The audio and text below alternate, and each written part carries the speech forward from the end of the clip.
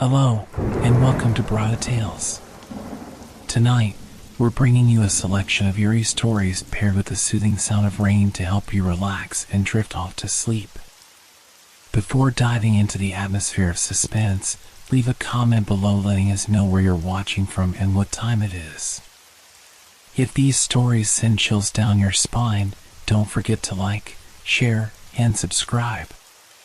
Get comfortable, let the fear gradually envelop you, and tell us what kind of stories you'd like to hear next time. Settle in, we're about to begin. The Citizen of the Fog from San Francisco. I've driven across the Golden Gate Bridge at night more times than I can count. It's become routine, almost like a ritual. My car hums along the smooth asphalt, the world around me fading into the soft, persistent embrace of fog. San Francisco's mist, thick and cold, wraps itself around the city, cloaking everything in a surreal quietness. The fog becomes a constant companion, something that settles into your bones the moment you enter it. There's something almost peaceful about the way the city lights shine through the haze, blurred and softened. They reflect off the water below, casting a faint glow on the otherwise dark night. The bridge's towering supports appear like distant, ghostly sentinels, their shapes barely visible, lost in the fog. I've always appreciated this time of the evening. It's a time to clear my mind after a long day at work. The road ahead is empty, the traffic light, and in those moments, I can almost pretend the world is still, unchanging. My only company is the soft thrum of the engine beneath me and the occasional honk of a distant horn. Sometimes, I hum quietly to myself, lost in the peaceful solitude. But tonight feels different. As I drive over the bridge, there's a weight to the air, as though it's pressing down on me. It's the fog. It always feels thickest here, at the bridge, where the land meets the sea. But tonight, it's not the usual misty calm that settles in. This fog feels heavier, like something is watching, waiting in the shadows. My eyes flick to the rearview mirror, and for a brief moment, I feel an unsettling chill run through me.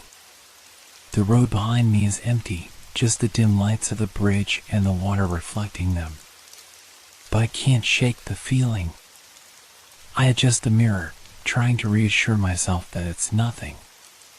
Maybe it's just the fatigue, the weight of the day catching up with me. The glow from the headlights in front of me feels like the only real thing, sharp and blinding in the fog. Yet something feels off, too still. Even the hum of the tires on the road seems too quiet tonight, too distant.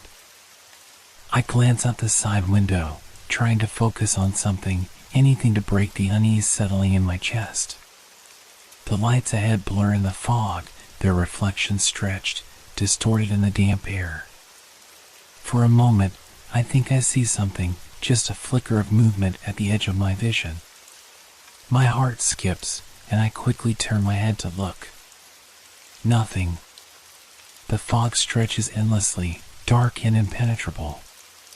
But for the briefest moment, I thought I saw a shadow, something dark that wasn't quite right. I try to shake it off. Just the fog playing tricks, I tell myself. But as I keep driving, the unease grows. I can't quite escape the feeling that something is there, just beyond my sight. Something that isn't supposed to be. The road stretches on, but the calm I usually feel isn't there anymore. The fog is no longer comforting. It's closing in. The silence of the road, the rhythmic hum of my tires against the bridge, is broken only by the occasional breath of wind that pushes the fog against the sides of my car. I turn the wheel slightly as I glide through the curves, my headlights illuminating the thick, shifting mist ahead. It's the kind of fog that feels alive, moving as though it's breathing with you. I'm used to it by now, used to the way it drapes itself over the landscape, swallowing up the night. But tonight, something feels off, like the fog is watching me. I blink hard, trying to shake off the discomfort. There's nothing unusual about this route. It's the same every night. I've driven this bridge for years, always in the quiet hours when the world seems asleep. But tonight, it feels different. Maybe I'm just tired, I think.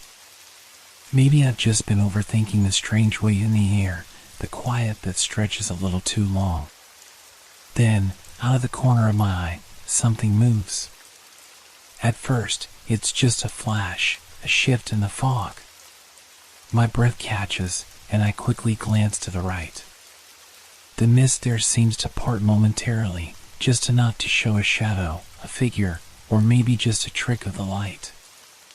It's fleeting, too quick for me to focus on, but there's something about it that makes my pulse quicken.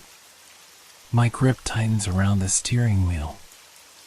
I slow the car slightly, peering into the dense fog. I don't see anything more, just the swirling grayness closing in around me. But my heart is pounding now, and the unease that had been a low hum in the back of my mind has grown louder. I take a deep breath, telling myself it was nothing, just a fleeting glimpse, a trick of the light. The shadow didn't make sense. I tell myself it was just a play of the fog, the way the mist shifts and bends in the headlights. There are no people out here at this hour, no pedestrians, no animals. It's too quiet, too empty. But as I push the thought aside, a chill runs down my spine. The feeling of being watched returns, heavier this time, suffocating. I glance in the rearview mirror, half expecting to see something lurking there in the reflection. There's nothing, just the lonely stretch of road behind me, fading into the fog. Still, I can't shake the feeling that something is out there, something that doesn't belong. I force myself to focus on the road ahead, my eyes narrowing as I concentrate on the drive, trying to ignore the unease gnawing at the edges of my thoughts. But the image of that shadow, however fleeting, lingers in my mind. It's not a person, I remind myself. It couldn't be. There's no one out here, not this late. Yet, the fog feels heavier now. It presses in around me, thickening with every passing second, as though the world is closing in. The fog around me thickens as I continue across the bridge, but it's not just the mist that feels suffocating anymore. The air itself feels wrong, laden with something unseen, something watching. I try to focus on the road, but the unease is impossible to ignore. My hands are clammy on the steering wheel, and every now and then, I glance into the rearview mirror, half expecting to see that shadow again. I've convinced myself it was nothing, but the feeling that something isn't right keeps pressing in on me. Then I see it again. This time, it's not just a fleeting blur at the edge of my vision. The shadow is there, unmistakable, darker than the fog itself, moving in the same rhythm as my car. I freeze, my foot lifting slightly off the gas pedal. It's not just a trick of the light. I can see it now, clear as day, though it shouldn't be there at all.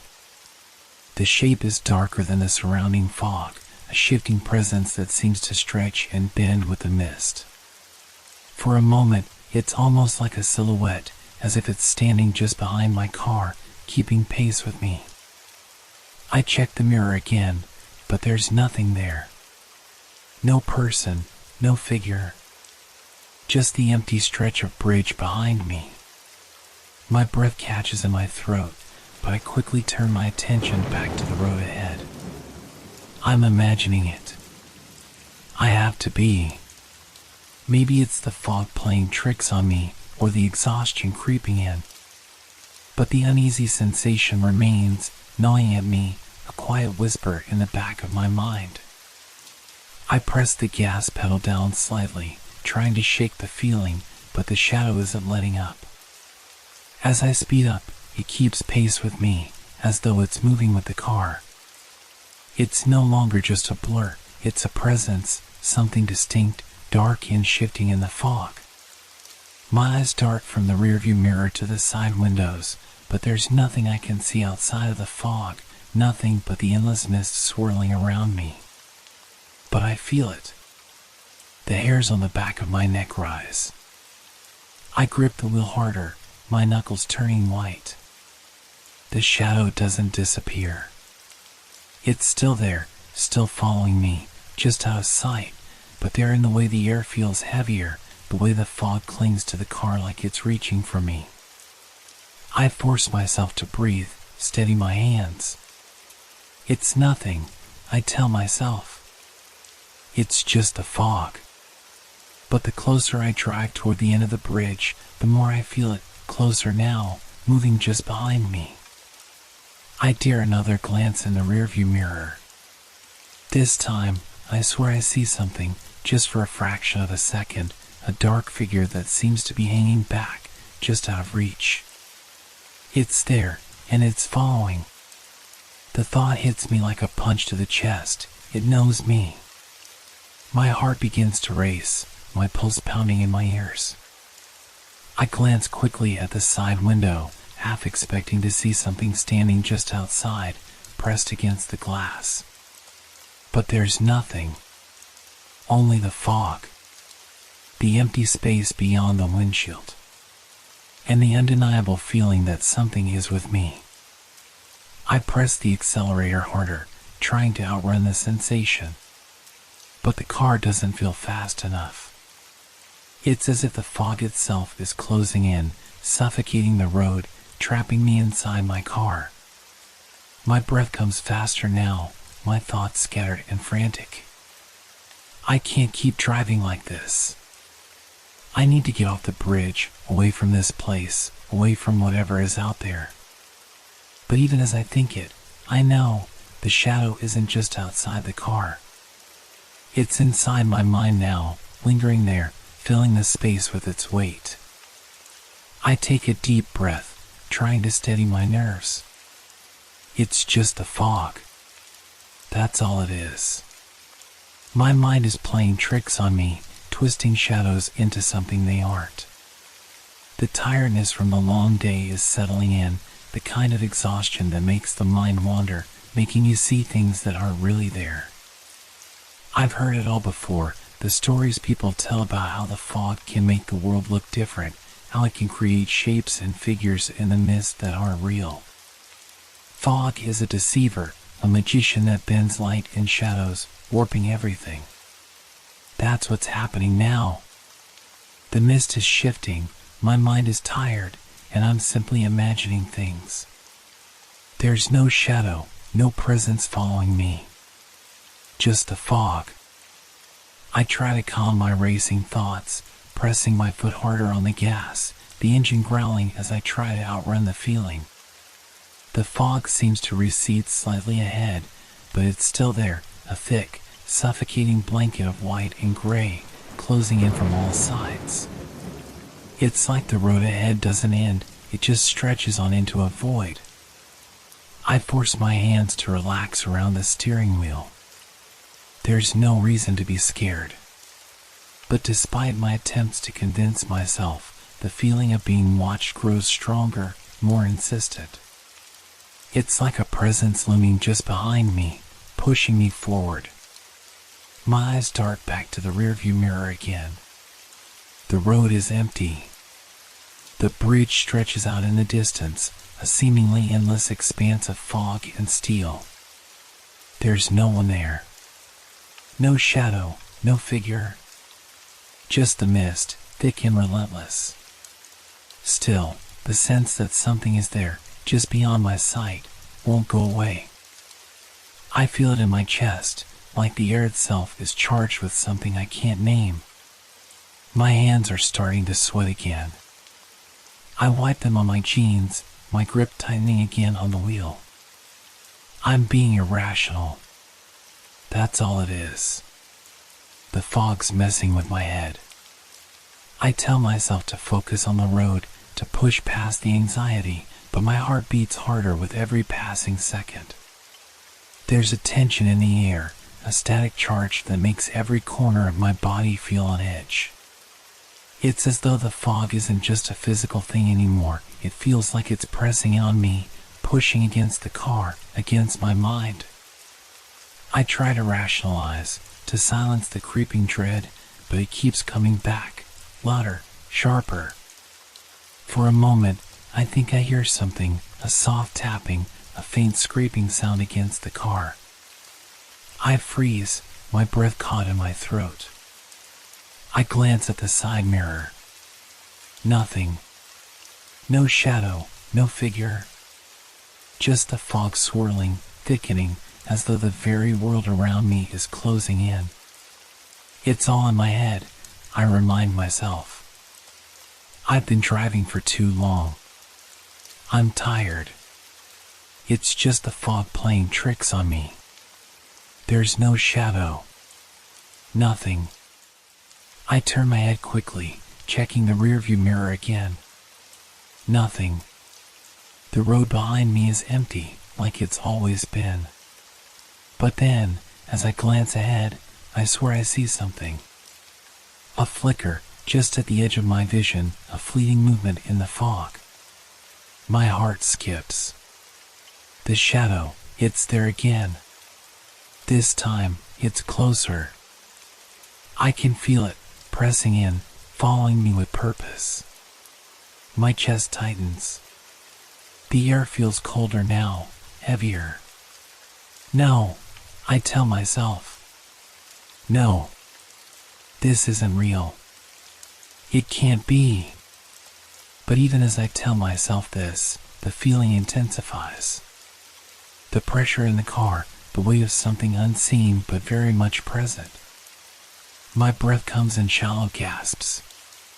It's as if something is right there beside me, right behind me, though when I glance in the mirror, there's nothing but the endless fog. My hands tremble. I force myself to focus on the road again, to push past the panic. I'm imagining it. I have to be imagining it. There's no shadow. There's no presence following me. It's just a fog. But I know better. I can feel it. The shadow is real. And it's getting closer. My hands are slick with sweat now, gripping the steering wheel harder than I need to. I can feel my pulse pounding in my temples, each beat a reminder that something isn't right. The fog feels heavier, like it's filling up the car, squeezing the air out of the space around me. My mind races, trying to make sense of it all. I've driven this route 100 times, and yet tonight, it feels like everything is different. Like something is wrong, but I can't pinpoint exactly what. Then I hear it.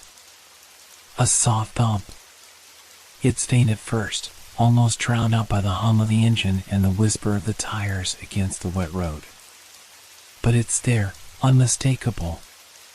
A noise that shouldn't be there, not in the quiet of the night, not with the fog pressing in on all sides. I freeze, my foot still on the gas. My mind scrambles to make sense of it, to explain it away. Maybe it's a rock kicked up by the tires, a branch from the trees along the bridge that brushed against the car. But I can't shake the feeling that it wasn't any of those things. The sound felt too deliberate. Too close. I glance in the side mirror again, but there's still nothing. Just the mist, swirling, thick and heavy, moving like it's alive. The shadow from earlier, the one that had seemed to follow me, it's closer now, I'm sure of it. I can feel its presence more than I can see it, like a dark weight pressing against the car, trying to draw me into the fog. I try to shake it off. I have to. I can't let my mind run wild with thoughts of something out there, something following me. I'm imagining it, I tell myself again. It's just my tired mind, the long hours, the isolation of this bridge at night. The fog can play tricks on you. But then the sound comes again. Thump, thump. A little louder this time, as though something has made contact with the car, something outside, something that shouldn't be there. My heart skips a beat, and for a moment, I feel like I can't breathe. My hands tremble, but I force myself to keep them steady on the wheel. I don't want to acknowledge it.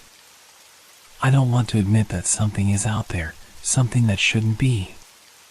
But I can't stop myself from looking.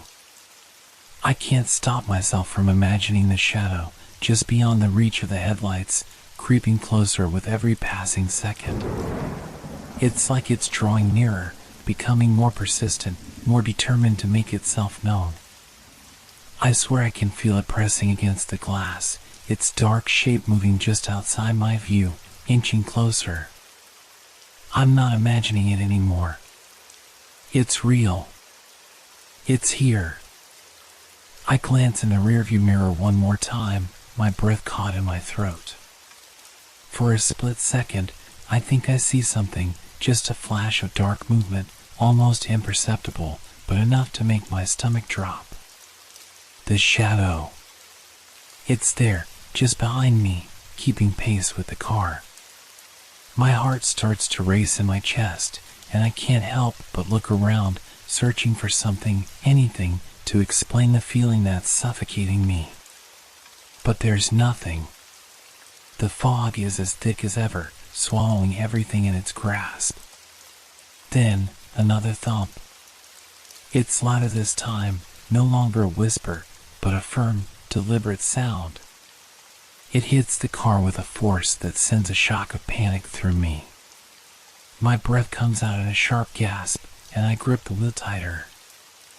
I can't ignore it anymore. I can't pretend it's just the fog. There's something outside. Something real.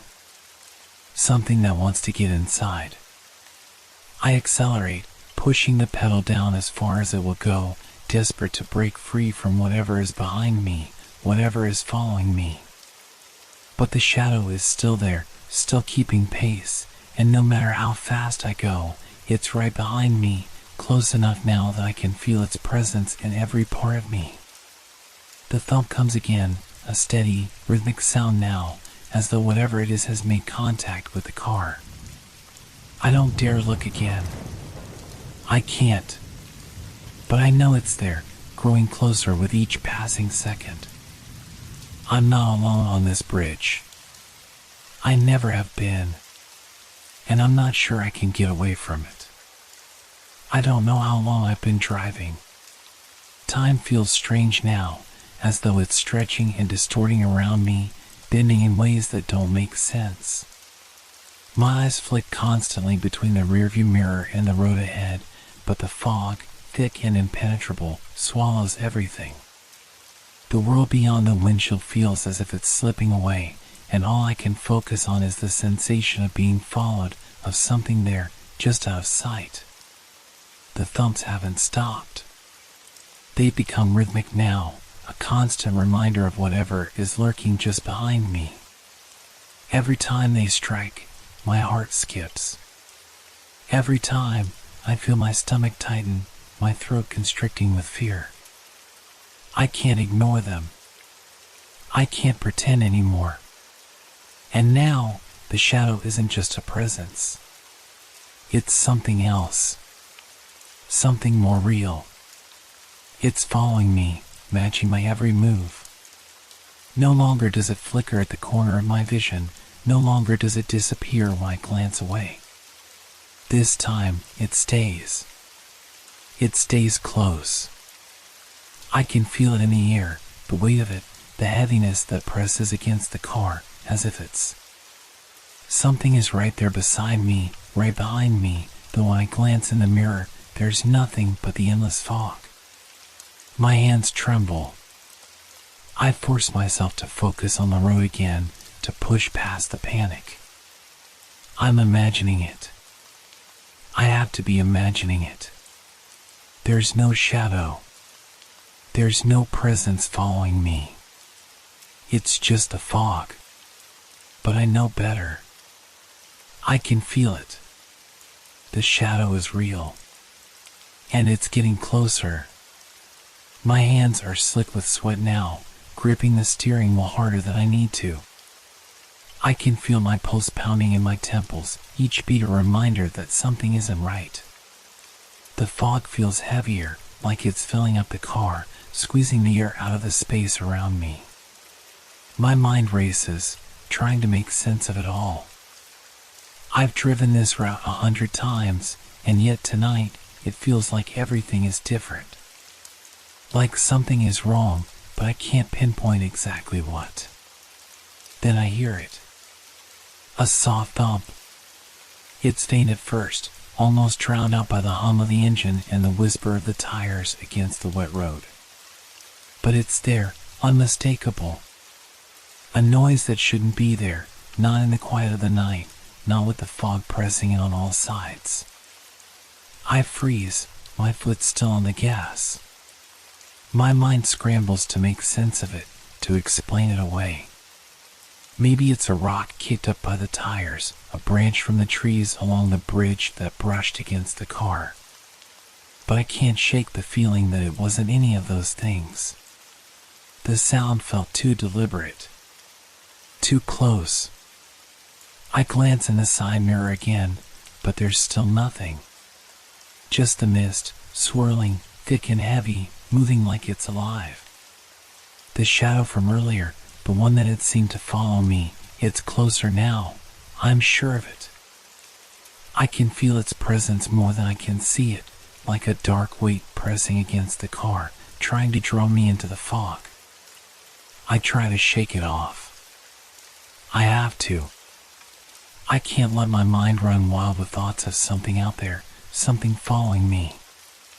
I'm imagining it, I tell myself again. It's just my tired mind, the long hours, the isolation of this bridge at night.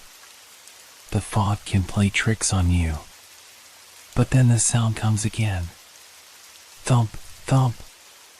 A little louder this time, as though something has made contact with the car, something outside, something that shouldn't be there. My heart skips a beat, and for a moment, I feel like I can't breathe. My hands tremble, but I force myself to keep them steady on the wheel. I don't want to acknowledge it. I don't want to admit that something is out there, something that shouldn't be. But I can't stop myself from looking. I can't stop myself from imagining the shadow, just beyond the reach of the headlights, creeping closer with every passing second. It's like it's drawing nearer, becoming more persistent, more determined to make itself known. I swear I can feel it pressing against the glass, its dark shape moving just outside my view, inching closer. I'm not imagining it anymore. It's real. It's here. I glance in the rearview mirror one more time, my breath caught in my throat. For a split second, I think I see something, just a flash of dark movement, almost imperceptible, but enough to make my stomach drop. The shadow. It's there, just behind me, keeping pace with the car. My heart starts to race in my chest, and I can't help but look around, searching for something, anything, to explain the feeling that's suffocating me. But there's nothing. The fog is as thick as ever, swallowing everything in its grasp. Then, another thump. It's louder this time, no longer a whisper, but a firm, deliberate sound. It hits the car with a force that sends a shock of panic through me. My breath comes out in a sharp gasp, and I grip the wheel tighter. I can't ignore it anymore. I can't pretend it's just the fog. There's something outside. Something real. Something that wants to get inside. I accelerate, pushing the pedal down as far as it will go, desperate to break free from whatever is behind me, whatever is following me. But the shadow is still there, still keeping pace, and no matter how fast I go, it's right behind me, close enough now that I can feel its presence in every part of me. The thump comes again, a steady, rhythmic sound now, as though whatever it is has made contact with the car. I don't dare look again. I can't. But I know it's there, growing closer with each passing second. I'm not alone on this bridge. I never have been. And I'm not sure I can get away from it. I don't know how long I've been driving. Time feels strange now, as though it's stretching and distorting around me, bending in ways that don't make sense. My eyes flick constantly between the rearview mirror and the road ahead, but the fog, thick and impenetrable, swallows everything. The world beyond the windshield feels as if it's slipping away, and all I can focus on is the sensation of being followed, of something there, just out of sight. The thumps haven't stopped. They've become rhythmic now, a constant reminder of whatever is lurking just behind me. Every time they strike, my heart skips. Every time, I feel my stomach tighten, my throat constricting with fear. I can't ignore them. I can't pretend anymore. And now, the shadow isn't just a presence. It's something else. Something more real. It's following me, matching my every move. No longer does it flicker at the corner of my vision, no longer does it disappear when I glance away. This time, it stays. It stays close. I can feel it in the air, the weight of it, the heaviness that presses against the car, as if it's becoming more solid. Its form seems to pulse with the same rhythm as my engine, like it's breathing, alive, just behind me. I check the rearview mirror again. The fog is thick, but this time, I think I see it. A darker shape, moving just at the edge of my reflection. It's not a blur anymore. It's a figure. A presence. No longer a trick of the light or a figment of my tired imagination. It's real. It's there. My chest tightens, and I feel a cold sweat prickling along the back of my neck. The shadow has taken on a more defined shape now. It seems to move in sync with the car, matching my speed, never falling behind, always just behind the reach of my headlights. Every time I look, it's there. Each glance at the mirror reveals the same thing, its dark form, always there, moving with a purpose. I want to slam on the brakes. I want to stop, to look around, to scream. But I can't. I can't afford to stop. I can't afford to give it a chance to catch me. So, I keep driving, pushing the accelerator harder, my foot pressing down without thought. The engine roars in protest, but it doesn't matter. The shadow keeps pace. It feels as though it's learning me, adapting to my movements, like it's attuned to every twist of the wheel, every press of the pedal. At first, I thought it was just the fog, a trick of perception. But now I'm sure. There's something following me. There's something with me, and it's not just mist. A wave of panic surges through me, and I glance back again. I can see it now, clearly, a figure, tall and dark, moving along the edge of the road, just outside the reach of my headlights. But it's not like a person. It's not like anything I've ever seen. Its shape shifts and distorts with the fog, stretching unnaturally, bending with a fluidity that feels wrong. I can't tell if it has a face, or if it even has a body. It's like it's made of the fog itself, a part of it, but something darker. I speed up, hoping to outrun it, but it stays with me. The shadow doesn't waver. It doesn't slow down. It doesn't leave. It's as though it's woven into the very mist, tethered to me, to this road, to this place. I try to rationalize. I try to tell myself that I'm just tired, that my eyes are playing tricks on me, that there's nothing there but fog. But deep down, I know that isn't true. I don't know what it is, but I can feel it. It's real. It's here. And it's moving closer. It's not just following me anymore. It's waiting for me. The car hums beneath me, a constant sound that should be comforting by now, but instead, it's just another layer of noise that hides the others, the noises I can't ignore anymore.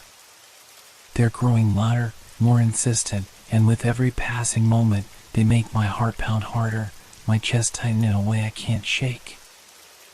I'm stuck in this perpetual fog, on this bridge, and the air feels thick, suffocating, like something is inside it with me.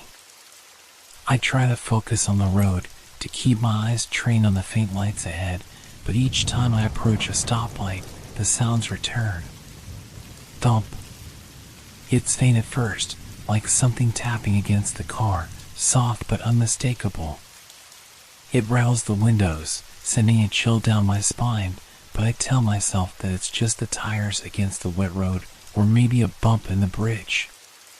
But it doesn't stop there. The thumping grows louder. It starts coming from somewhere closer, from the side of the car, scraping against the metal as though something is dragging itself along the vehicle. My eyes dart to the mirrors, but there's nothing there. No shadow. No figure. Just the endless fog that shrouds everything beyond my view. Scrape. The sound is slow, deliberate, as though something is dragging its nails along the side of the car.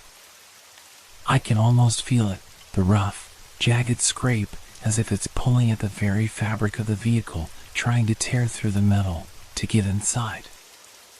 I glance out the window, half expecting to see something, a figure, just outside the glass. But nothing. Nothing but the fog, rolling and swirling like an endless sea. I press my foot harder on the gas, desperate to get moving, to outrun whatever it is that's toying with me. But then, as I slow for the red light at the next intersection, it happens again. Whispering. It's a soft, breathy sound, almost imperceptible, but it's there. A low murmur, like someone speaking just outside my window. The words are too faint to make out, but I feel them. They're like fingers scraping across my mind, threading themselves through my thoughts, pulling at my sanity. I freeze, my breath catching in my throat. I can hear it so clearly now. The whispering, too quiet for me to understand, but too close to ignore. It's like a murmur of voices, dozens of voices, saying something, repeating something over and over again. I look to my right. There's no one there. The car beside me is empty, its windows reflecting the dull glow of the streetlights, distorted by the thick fog. But still, the voices linger, lingering just at the edge of my perception, too real to dismiss. The scraping sound has stopped, but the whispering persists. I shiver, feeling the hair on the back of my neck rise, a cold dread crawling down my spine. My fingers are gripping the steering wheel so hard that my knuckles are white. The light turns green, and I quickly drive forward, trying to put distance between myself and whatever is out there. But no matter how fast I go, the noises don't stop. Thump. Scrape. Whisper. They follow, like a chorus of unseen creatures, a symphony of sound that builds with every passing second. The thumping is now rhythmic, as though something is deliberately walking alongside the car, tapping on the roof, tapping on the sides. The scraping comes again, this time louder, as if claws or fingers are dragging against the metal, pulling at the seams. And then, the whispering returns. Soft, urgent. It's too close now, too personal, as though whoever, or whatever, is out there, is right next to me, breathing down my neck. I can't handle it. I can't bear the sound anymore. My hands are trembling, my pulse pounding in my ears. I look in the mirrors, praying for the fog to clear, for the light to shift, for anything to make sense of this madness. But all I see is the mist, thick and impenetrable. The shadow is still there, lurking just behind me, not visible in the mirrors, but present, like an invisible force keeping pace with the car. My mind is spiraling, and I fight to hold it together. It's just a fog. I try to convince myself that it's the isolation, that it's nothing more than my mind breaking under the pressure of too many sleepless nights, too many dark roads. But the whispers, the thumps, the scraping, they don't lie. They're real. And whatever is out there, whatever is following me, it's not going away. It's getting closer. And it wants in. The drive feels endless now. The fog has thickened even further, almost suffocating the headlights, casting everything in an oppressive gloom. Each passing second stretches out like an eternity, and with every thump, scrape, and whisper that vibrates through the car, my heart sinks deeper. I try to focus on the road, but the noises, they won't leave me. They echo in my ears, like a song I can't escape, one I never wanted to hear in the first place. I take a sharp breath, trying to steady myself. I'm imagining this. This isn't real. The thought repeats in my mind like a mantra, a desperate attempt to push away the terror clawing at the edges of my thoughts. There's nothing there, nothing outside the fog, nothing but a routine drive, a drive I've done 1,000 times before. It's just the isolation, the fog, the late hours. That's all. I glance at the dashboard. It's a little after 2 in the morning, the time when the city should feel peaceful, when everyone should be home in their beds. But not me. Not tonight. It's just anxiety, I tell myself. Just nerves. It's been a long week. I'm tired, that's all. This is nothing more than my mind playing tricks. It has to be. I try to focus on my breathing, steady and deep, willing the anxiety out of my body. My fingers loosen on the steering wheel, the tension in my shoulders starting to ebb. But every now and then, I feel a twinge of unease, a sense of something wrong. It's a subtle shift in the air, the way the temperature drops a fraction, the way the shadows cling just a little too tightly to the edges of my vision. I shake my head, trying to clear it, trying to force the fear away. Get it together. You're fine. It's just a fog. It's just a fog. But the doubt lingers. It's like a gnawing itch at the back of my mind. I can't help it. The sounds come again, each one louder now, more insistent. The scraping along the side of the car, the thump against the roof, the whispering, those voices, murmuring just beyond hearing. I feel them pressing against the thin barrier of glass, as if they're trying to get through, to reach me. I grip the wheel harder, trying to focus, to ignore the pit in my stomach. Don't be ridiculous. I'm hyper-aware of every passing second, every twitch of sound, every shadow in the fog. It's just your mind, I tell myself again, clinging to the rational thoughts, trying to push the panic back down. You're just tired. It's just fog, nothing more. But the whispering, the voices are getting clearer. I can hear them now, threading through the fog, weaving their way into my consciousness. At first, they were indistinct, just a murmur that could be easily dismissed, but now I can almost make out words. A name? My name? It's so faint, but it's there. I squeeze my eyes shut for a moment, just for a second, trying to block it out, but when I open them, the feeling of being watched is unbearable. The shadow is there again. I don't need to look, I can feel it. It's not just a presence anymore. It's like it's inside the car with me, like it's closing in from every side, slowly, relentlessly. I can't escape it.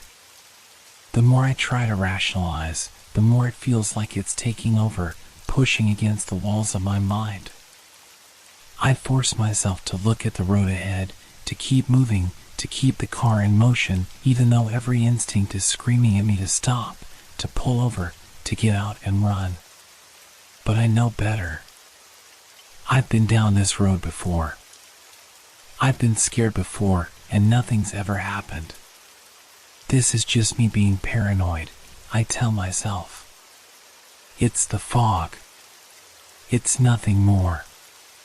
But as the next thump hits, a little harder than the others, the sound reverberating in the silence like an unseen hand banging on the roof, a cold chill runs down my spine. The shadow in the mirror is closer now. Not just a shape in the distance, not just a vague outline, but something solid, something there, right behind me, closing in like a predator stalking its prey. I glance in the rearview mirror again, my pulse quickening, my breath hitching in my throat. The fog is still thick, but this time, the shape is undeniable.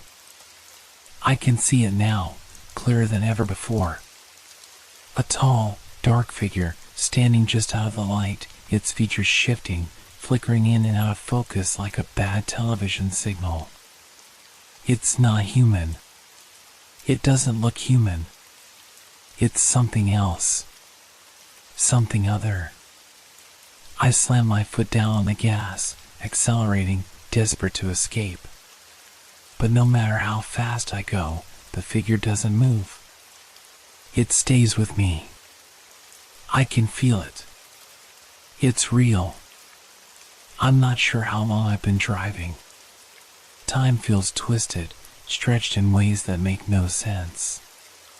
The minutes slip away as I push the car faster, my hands trembling on the steering wheel, eyes darting between the fog and the rearview mirror, where I can feel that thing, that presence, staring back at me. I want to scream. I want to slam on the brakes and just get out, run, leave the car behind. But I can't. I can't stop. Not now. Not with that thing behind me.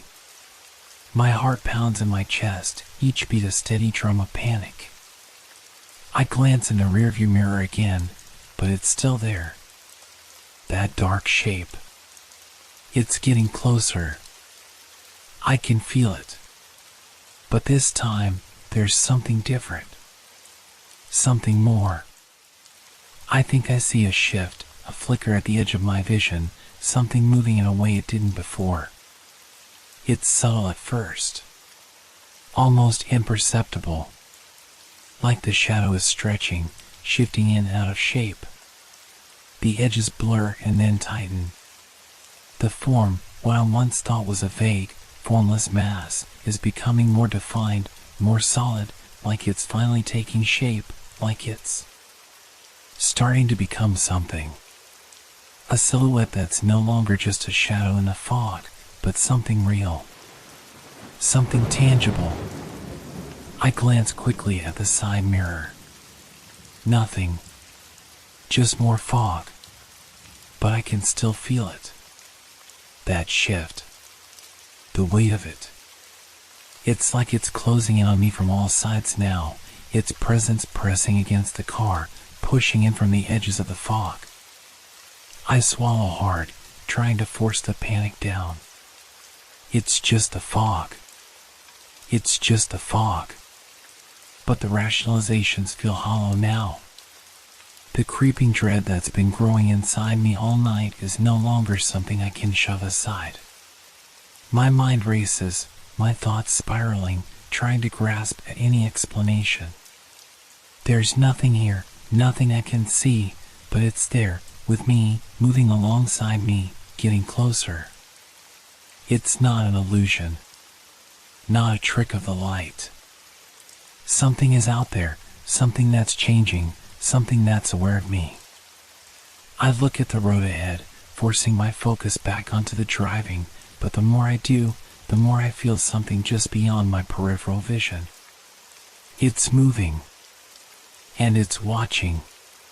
The fog shifts. It ripples, like something is sliding through it, something heavy, something large, just outside my line of sight.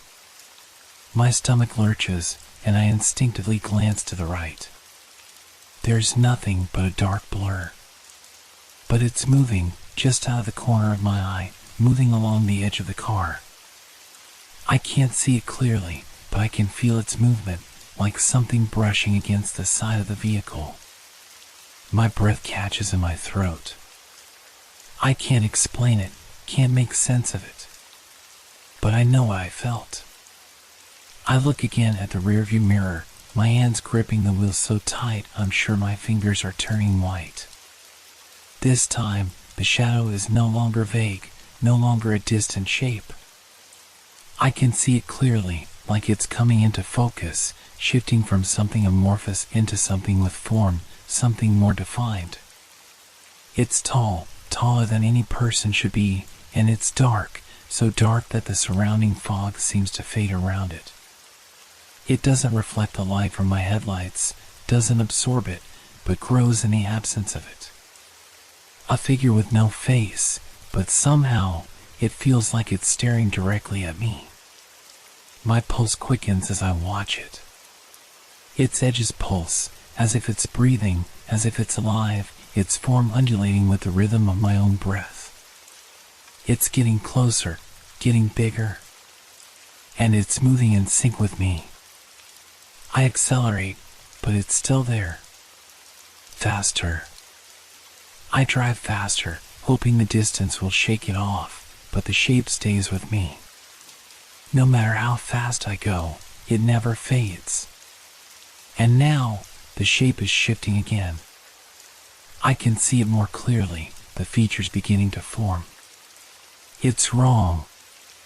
It's wrong in ways I can't explain. Its body seems to bend at unnatural angles, its arms stretching too long, too thin, the fingers elongated and reaching, almost like claws, dragging through the mist. I look again, my hands shaking, my breath shallow, but it's still there, its form becoming too real now, too defined. I have to get away. I have to. I can't keep looking. But every time I turn away, I can still feel it, pressing closer, just out of reach, like it's always there, waiting for the moment I let my guard down. The road stretches out ahead of me, endless, but the fog has never seemed so thick, so consuming, as though the world is closing in on me, suffocating me, and the shadow is part of it. Part of the fog. Part of this place. I can't outrun it. I can't escape it. It's everywhere. It's coming closer. It knows me. It wants me. The world around me is becoming impossible to see. The fog is so dense now, it's as if the very air itself has solidified, wrapping itself around my car, smothering everything in its path. The headlights are no longer cutting through it, they only seem to illuminate more of the thick, swirling mist. The road ahead is a vague, white blur, fading into nothingness. I grip the wheel harder, my knuckles aching, my heart hammering in my chest. I can't remember the last time I saw the road clearly, the pavement beneath the tires, the faint outline of the bridge, or the dark stretch of water beneath me. Now, it's just fog. Everywhere. Thick and suffocating, a wall that presses in from every angle, making it impossible to see where I'm going. And yet, I can still feel it. The shadow. It's there. Always there, moving just at the edge of my vision, shifting in and out of the mist, like a living thing that's waiting. Watching. The air is colder now, a biting chill that seems to cut through the car's air conditioning, seeping through the cracks around the windows. I try to keep the heat up, but it's no use. The cold is relentless, like something from the outside has crawled in and settled into my bones. My breath forms little clouds in the air, despite the warmth I've turned up. The fog is too thick, and the shadow is too close. I look at the rearview mirror again, but it's almost useless. All I can see is the faint reflection of the fog swirling behind me. I can't tell how far away it is, how close it's gotten. The shadow has become one with the mist, and I feel it now as a pressure, something hanging heavy in the air. It's almost as if the fog is alive, breathing with me, moving in sync with my every breath. My eyes flicker back to the road, but it's hopeless. I can barely see a foot ahead of the car now. The headlights are nothing more than a faint glow, struggling to penetrate the thick fog. I can't keep driving like this. My hands are shaking, and my mind is screaming for me to stop, but every fiber of my being tells me I must keep going. Don't stop. But the shadow, it's still there. It feels like it's drawing closer with every mile I drive. I can't tell if it's moving with me or if I'm just driving toward it, but I feel it waiting for me to make a mistake, waiting for me to falter. I take a shaky breath, my eyes darting from the mirrors to the road again. The sound of my own breathing is loud in my ears, steady and ragged, but still, I feel it, the weight of the air, the suffocating pressure of the fog, and then I hear it. A soft scrape, the faintest sound, but it's enough. It's enough to make my skin prickle, my heart skip a beat. It's outside the car, scraping along the side, a low, deliberate drag, like fingers running over metal. My body tenses, my stomach lurches, but I force myself to look straight ahead. I try to focus, to convince myself that it's just the wind, that it's nothing, that I'm overreacting. But the shadow, I can feel it. It's not just in my mind. It's in the fog, in the air. It's moving, shaping, becoming something more, and it's drawing closer with every passing second. I can hear it now, too, the thumping. The same sound that's echoed through my car before, but now, it's louder, more pronounced, like something is tapping against the roof, like something is trying to get in. It's no longer a faint sound, an annoying little noise in the distance. It's here. And it's closer than ever. The fear that has been building inside me is now a choking, suffocating presence. My breath comes faster, my hands slick with sweat on the steering wheel, and still, I can't stop. I can't pull over. It wants me to stop. I know that now. It wants me to make the mistake of pulling over, of halting the car and stepping out into the fog, where it can take me. But I won't give it that. Not yet. I glance again at the side mirror. This time, I can almost make out the outline of something tall, dark, and moving. The shadow is growing, shifting into a form that I can no longer deny, no longer push away as a figment of my imagination. It's real. And it's right behind me. It feels like it's waiting for me to make the wrong move, to brake, to stop. But I won't. I can't. I press my foot harder onto the gas pedal, speeding up, hoping that somehow I can outrun this nightmare, that the fog will thin, that the shadow will vanish. But it doesn't. It's still there. The fog grows thicker, pressing in around me, and the shadow is right behind me, no longer a vague presence, but something tangible. Something alive. And the worst part? I don't think I can escape. The car roars down the fog-drenched road, the tires screeching against the wet asphalt, the engine growling beneath me as I push it harder, faster. My heart is pounding in my chest, a frantic rhythm that matches the speed of the car, but it's not enough. It never feels like enough.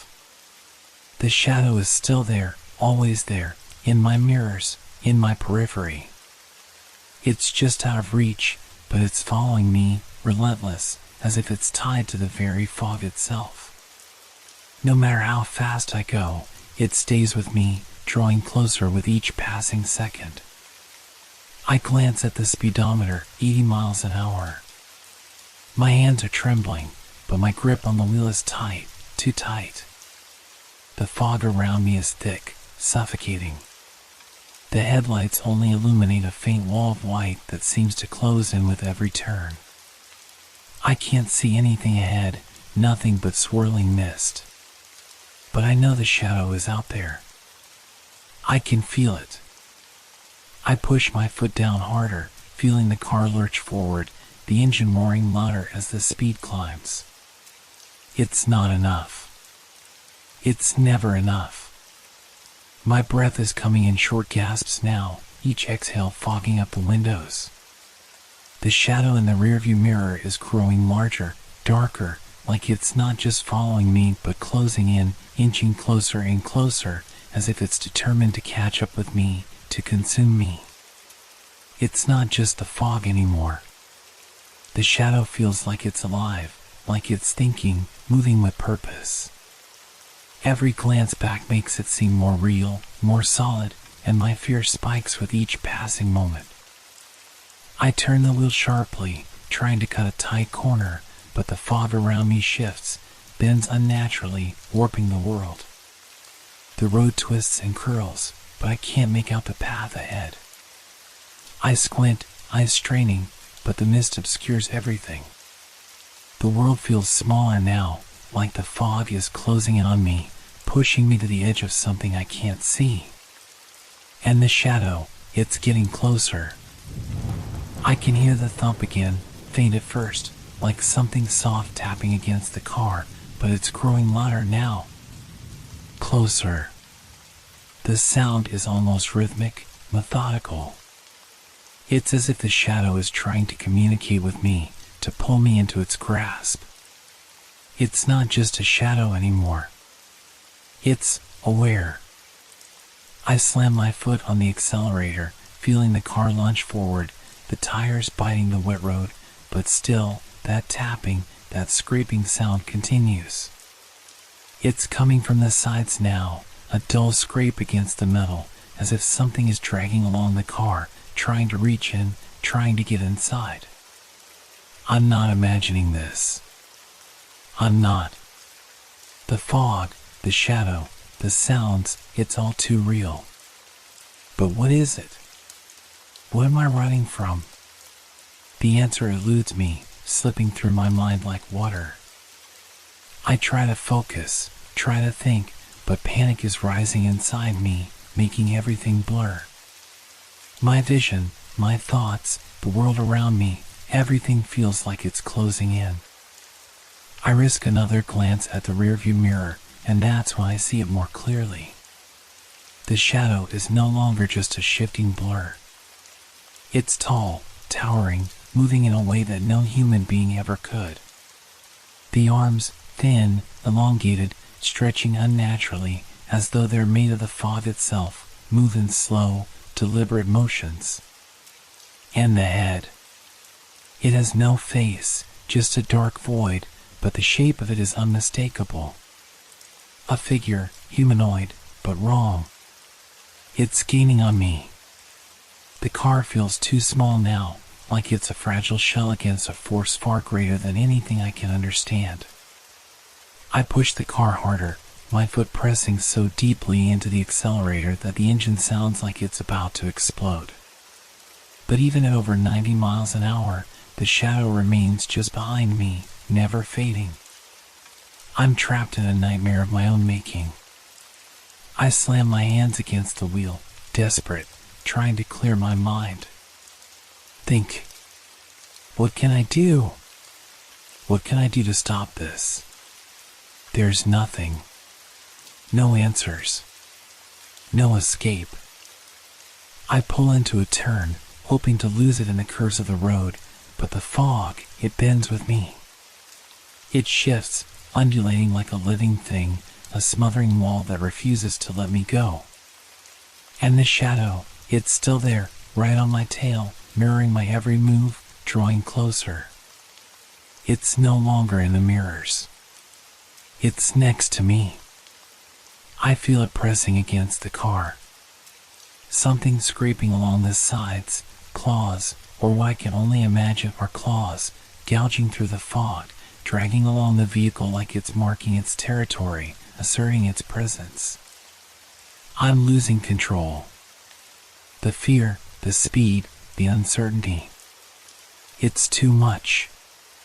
My mind is spiraling. There's no road, no escape, no way out of this nightmare. The shadow will catch me. I can feel it, the certainty of it settling deep in my bones. And yet I keep going, as if something inside me is still holding on to the desperate hope that I can outrun it, that I can escape. But the more I drive, the more I feel it. The shadow has no intention of letting me go. It's not just following me, it's leading me. The car lurches, and my grip on the wheel tightens as if I can somehow wrestle control from the madness that's consuming me. My eyes dart from the road to the rearview mirror, back to the road again, and then I look out the side windows, just for a split second. And that's when I see it. The shadow. It's right there, as if it's moving with me. The way it shifts, the way it bends and stretches, it's no longer just a presence.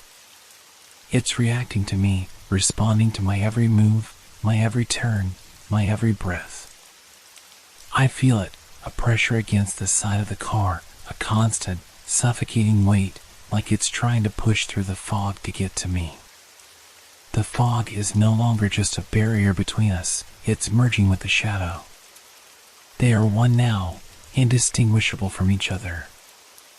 I keep my foot pressed to the gas, pushing the car faster, but it doesn't matter. The shadow is closer than ever, now pressing against the passenger's side window. I can see it now, more clearly than ever before. The shape of it, tall, angular, its long, thin arms reaching, scraping against the glass, as if it's trying to get inside. The fog shifts and swirls, a veil between us, but it's not enough. The shadow's form is unmistakable.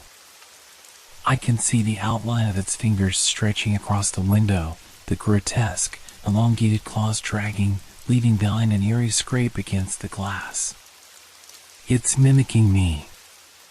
Every time I accelerate, it seems to stretch, pulling closer to match my speed. When I swerve or turn, the shadow bends and twists, following my movements in perfect synchrony. It's no longer a random presence. It's deliberate, calculating. I can feel my heart thumping louder now, the beats hammering in my chest, my breath coming in shallow gasps. I can't let it catch up. I can't. But I'm beginning to realize it's not just chasing me. It's waiting for me to stop, to make a mistake. The shadow presses harder, and I can hear the scraping sound again, soft at first, like nails against the glass, but it grows louder with each passing second until it feels like the shadow is right on top of me, its fingers reaching, almost touching my skin. I jerk the wheel to the right, swerving to avoid it, but it mirrors me, moving at the same time. It anticipates me, as if it knows exactly what I'm going to do before I do it. The fear in my chest is now a living, breathing thing, consuming me from the inside out. I want to scream, but the sound would be swallowed by the fog, lost to the emptiness surrounding me. The shadow doesn't care about my fear. It's feeding off it. I glance over at the passenger window again. The fingers are still there, now twisted and contorted, the claws scraping down the glass with an unnerving sound, like something trying to tear through the barrier. I see the shadow's form shift, elongating unnaturally, stretching as if it's trying to break through the window, to get inside, to reach me. It's alive. I slam my foot on the brakes, hoping to lose it, but the shadow doesn't lose pace. In fact, it grows bolder. The claws are now tapping rapidly against the glass, the thumping loud and insistent, like it's drumming, urging me to stop, to let it in. I can feel it pushing against the window, as if it's testing the glass, seeing how much pressure it can apply before it breaks through. My hands are slick with sweat, my fingers sliding on the steering wheel, but I keep my grip tight, too tight. My palms are raw. And then it happens. A jolt. A sudden, violent impact against the car. I freeze, my breath catching in my throat, my hands going cold, but I don't dare look. Not yet. The shadow has pressed against the window so hard that the entire side of the car shakes, rattling with the force of its presence. The tapping stops, and I feel something colder than the fog, something darker, pressing into the very core of me. I slowly look toward the window, unable to tear my eyes away, and I see it. The shadow's face, or what I can only assume is its face. There's no detail, no features, just a dark void, a black hole where a face should be. And yet, I feel its gaze. I feel it looking at me, studying me. It knows. It knows me. It knows what I'm feeling. I know it's waiting for me to make the wrong move, to falter. Every time I look at the mirror, I see it growing closer. Every time I turn, I see it stretching in response to my actions. It knows my every move, my every hesitation. It's not just following me, it's learning from me, adapting to every decision I make, becoming more dangerous with every second I waste. I can't keep outrunning it. I can't keep denying it. The shadow is inside my head now, and there's no escaping it. I can only keep driving, hoping, praying that somehow, someway, the fog will thin, that the shadow will vanish, that I will finally outrun it. But deep down, I know better. This isn't a chase. This is a pursuit. And I'm the prey. The engine sputters. A sudden lurch. A jerk of the car that sends a jolt of panic straight through me. I slam my foot down harder on the accelerator, but it's useless. The car shudders again, a wheezing cough of the engine, and then nothing. It stalls. The car coasts for a moment, and the quiet is deafening. My heart is pounding in my chest, each beat louder than the last, my breath coming in short, shallow gasps. The headlights flicker. Once, twice, and then darkness. For a brief, agonizing moment, I'm suspended in the fog, in silence. The road ahead is swallowed by white, and the shadows around me seem to stretch longer, like they're creeping in from all sides, filling the air. I strain my ears, hoping to hear the hum of the engine starting up again, praying for the car to come back to life, to pull me away from the suffocating void that is closing in. But there's nothing. The shadow is closer now. I can feel it, pressing against the car. It's everywhere. No longer just a vague presence, no longer just a shape out of the corner of my eye, it's here. I can feel its coldness against the vehicle, a creeping chill that seeps into the air, into my bones. The darkness outside is not the usual thick fog that surrounds me every night. This is different. It's almost as if the fog itself has taken on a life of its own, moving in strange, unnatural ways, bending and swirling as if it's alive, eager to wrap itself around me, to swallow me whole. I stare at the dashboard, desperate. The engine's dead. The lights are out. The radio is nothing but static. The car has betrayed me, and in that moment, I know I'm completely alone. The soft, rhythmic thumping starts again, but now it's louder. It's more persistent. It's coming from all directions at once. Thump, thump, thump. The scraping sound from before has intensified, dragging against the car like claws, relentless. I can hear it against the roof, the sides, the windows, as if the shadow is trying to climb inside, trying to tear through the metal, the glass. I press my hand to the window instinctively, as if some feeble gesture will stop it from getting closer, but the coldness on the other side is too much. It presses against the glass from the outside, too forcefully, too urgently, and I can feel the shape of it against the car, a weight, a presence. It's here. It's right here. A bead of sweat slides down the back of my neck, and I force myself to look out the side window, through the fog. I can barely see anything, just an endless void of whiteness, but I know, it's there. It's right next to me. I can feel its touch, its press against the car, the weight of it pushing, pulling, like it's trying to reach me, to drag me out of the safety of this vehicle. The headlights flicker again, a brief flash of illumination cutting through the fog like a knife, and in that instant, I see it. For the first time, I see it clearly. The shadow is not just a shadow. It's more than that. It's alive. Its form is darker than the fog, darker than anything around me, and it's pressing against the car with purpose. The arms are reaching, long, thin, the fingers stretching like branches of a dark tree, tapping against the windows with an unnatural rhythm. It knows where I am. It knows what I'm doing. I can't move. I can't think. The fear paralyzes me, and I feel it creep into my veins, spreading through my body. My chest is tight, my throat dry. The air in the car is stale now, suffocating, as though it too is closing in on me. The shadow outside is a dark mass, shifting, twisting, elongating, like it's trying to break the boundaries of the fog, trying to reach through the thin barrier of glass. I press my palm harder against the window, my fingers slick with sweat.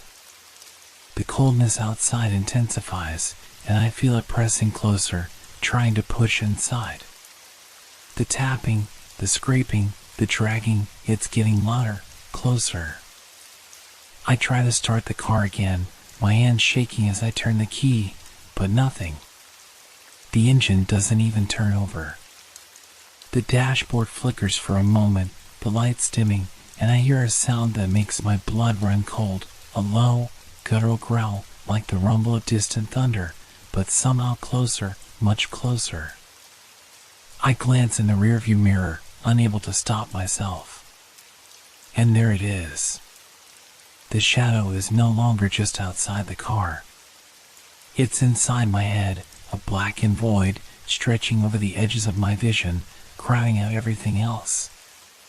It's like it's waiting for something, waiting for me to make the wrong move, to open the door, to let it in. I can't breathe. My fingers slip off the steering wheel, and I fall back into the seat, my body numb, my mind a whirl of panic. And then I hear it. A whisper.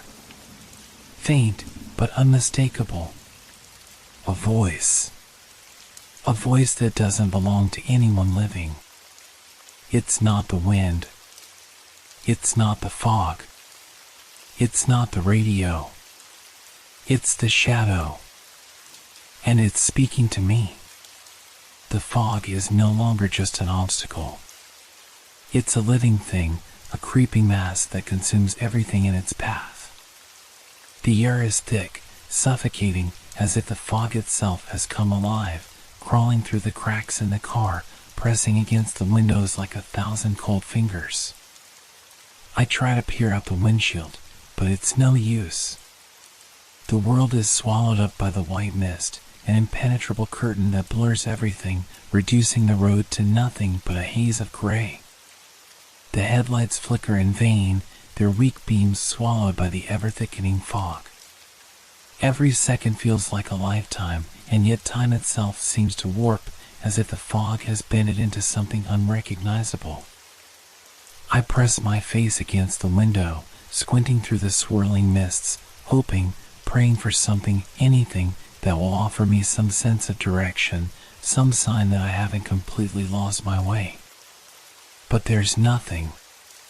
Nothing but the fog. It presses against the car, heavy and thick, like a solid mass, and the longer I sit in this isolation, the more I feel its weight on me. The air is stale, suffocating, and with each breath, I feel the walls closing in, the fog pressing tighter, as though it's determined to push me further into despair. The shadow. I can feel it. I can feel it in the very air around me, moving, shifting, as if it's becoming a part of the fog itself. No longer a vague form outside the car, the shadow is everywhere, surrounding me, closing in from every direction. It presses against the glass, the body of the car, dragging its long, cold fingers across the surface, relentless, unyielding. It's not just a presence now, it's a tangible thing. A force that is pressing in, a darkness that is closing the gap between us, drawing nearer and nearer until I feel like I can't escape it, no matter how hard I try. I feel my heart begin to race, the thudding of it reverberating in my chest, louder and louder until it drowns out everything else. My breath comes faster, shallow and panicked, as if I'm suffocating from within. My eyes dart around the car, searching for something, anything, to focus on, to hold on to, but there's nothing but the dense fog. I can't even see the bridge now, the towering arch of the Golden Gate reduced to a shadow in the mist, a vague memory. The fog has taken everything. And yet, I know the shadow is still there. It's closer now, pressing tighter, like it's growing more tangible with each passing second. Its presence is a weight in the air, a suffocating force that wraps itself around me, settling in the very corners of the car, filling every empty space with the cold, unnatural feeling that I am no longer alone. It's here. The air inside the car grows colder.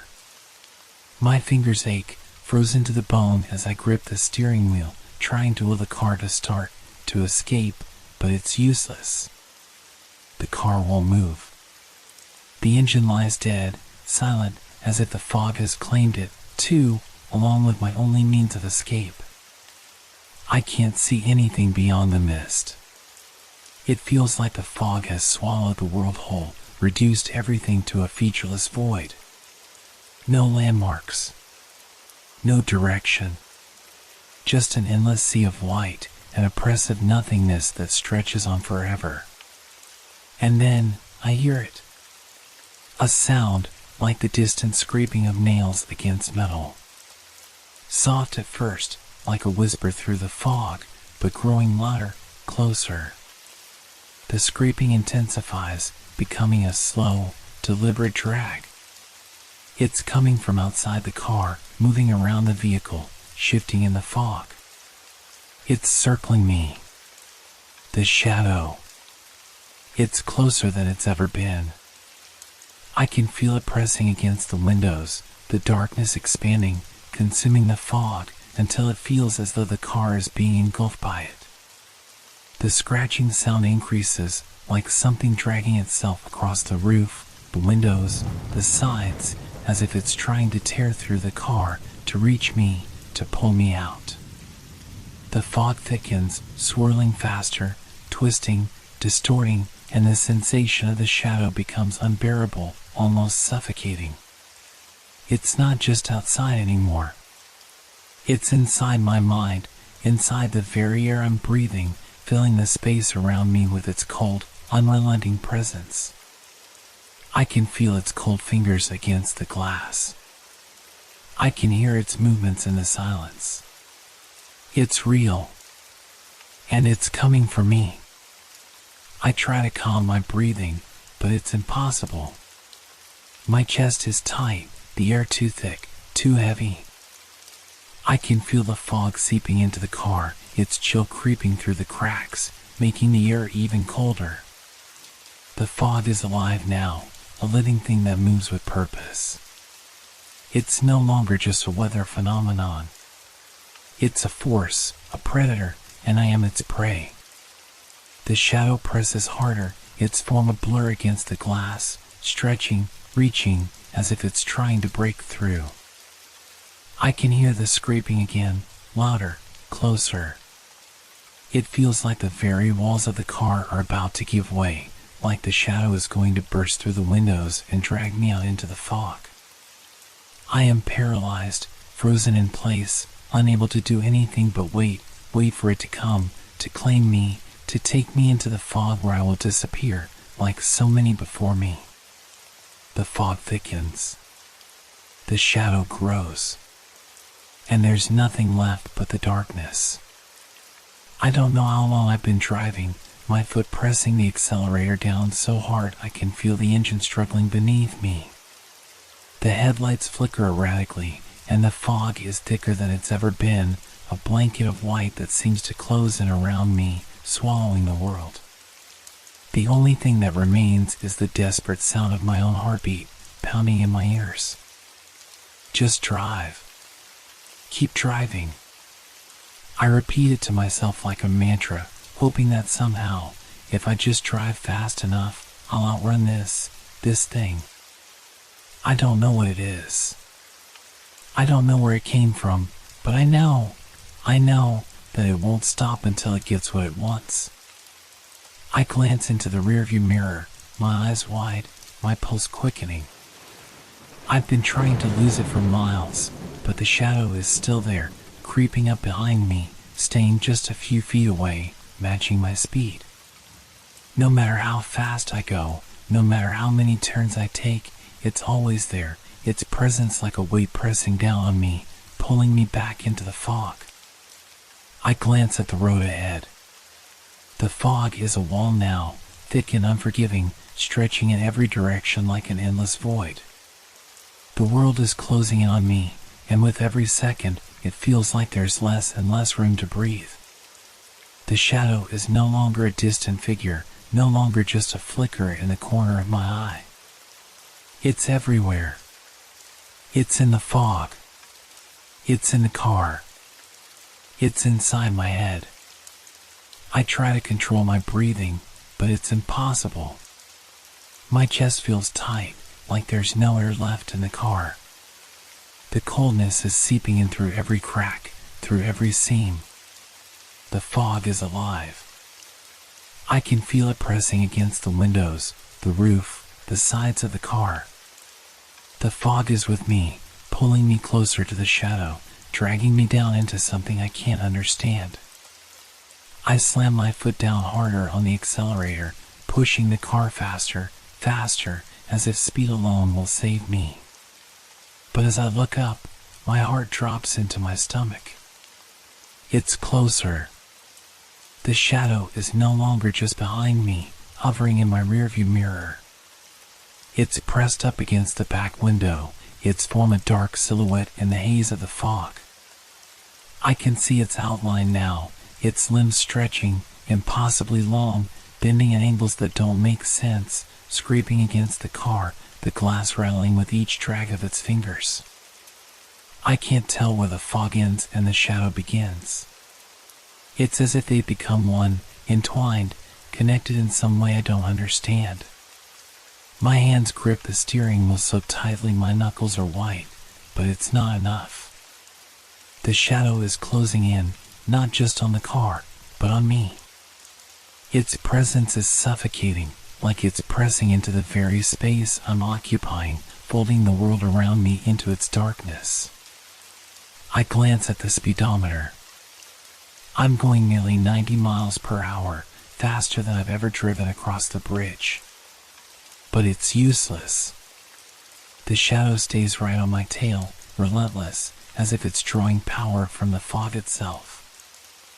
I think of stopping, trying to get out of the car, but the very thought of stepping outside fills me with a cold, paralyzing dread. I can't stop. I can't let it near me. I turn the wheel sharply, trying to shake it off, trying to break free of the endless chase, but the shadow mirrors my every move. It shifts, elongating, twisting, following me with an almost unnatural speed, matching every curve, every lane change, every frantic swerve. It's like it's waiting for me to make a mistake, to slow down, to panic. The fog presses in even harder now, thicker, suffocating. The air is so cold, my breath comes out in invisible clouds, fogging up the inside of the windshield. The world outside is a white blur, a void, and I'm speeding through it, desperately trying to find some way out. I can't see the road anymore, can't see the edges of the bridge, can't even see the lines beneath the tires. It's like I'm driving in a storm of nothingness, my vision swallowed up by the haze, the shadow, the suffocating fog that's closing in tighter and tighter with every passing second. I think I hear something scraping again, clawing at the sides of the car, and then a louder sound. A thud. It's almost as if something's hit the roof, like the shadow is trying to get inside, trying to crash through the car. I can hear it, feel it, but I don't dare look up. I won't look. I can't. The fear is overwhelming now. I can't think, can't make sense of anything. My mind is a whirl of panic and confusion. How is this happening? Why won't it stop? I need to escape.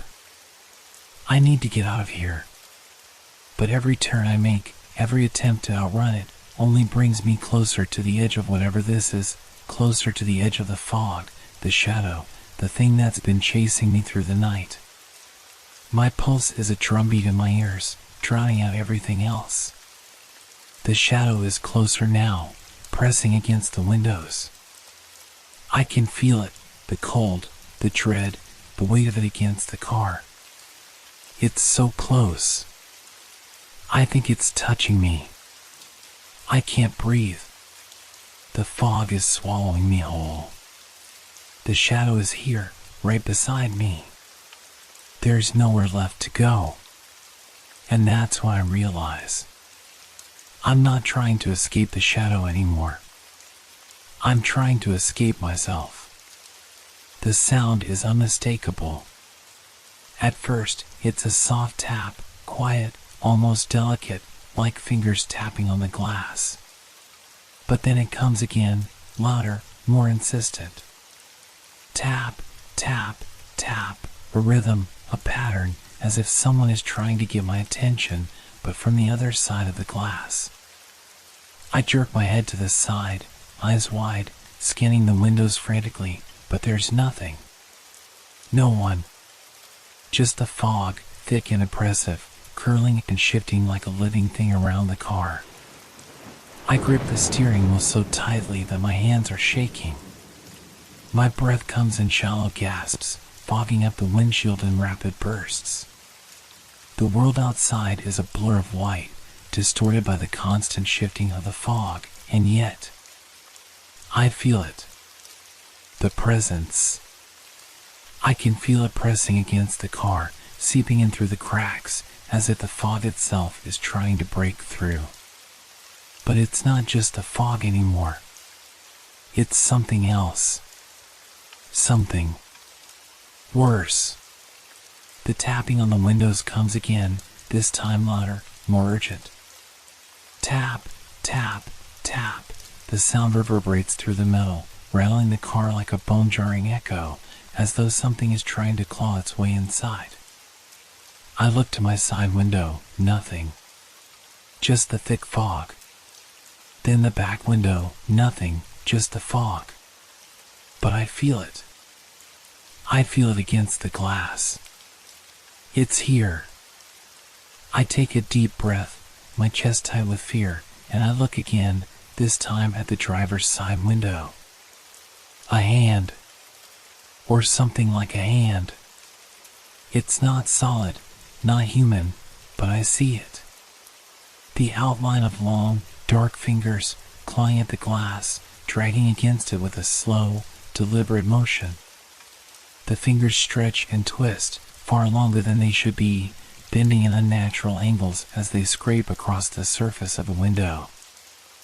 I can't even hear the sound of it anymore, just the rhythm of the tapping, the scrape of those elongated nails as they move up the glass. It's real. There's no denying it now.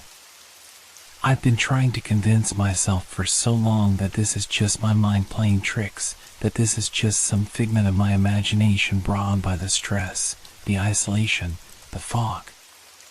But I can't deny it anymore. The shadow is real. And it's here, with me. I want to scream, to bang on the windows, to do something, anything, but I can't move. I'm frozen, my body locked in place by the terror of what I'm seeing, what I'm feeling. The tapping continues, like the shadow is trying to reach me, to get inside, to make contact. It's too much. I try to push the panic down, to focus, to think, to do something, but the coldness that's seeping into the car, the chill that wraps itself around me like a blanket of dread, won't let me. I shiver uncontrollably, my teeth chattering, but the sound of the tapping on the window grows louder, more frantic. Tap, tap, tap.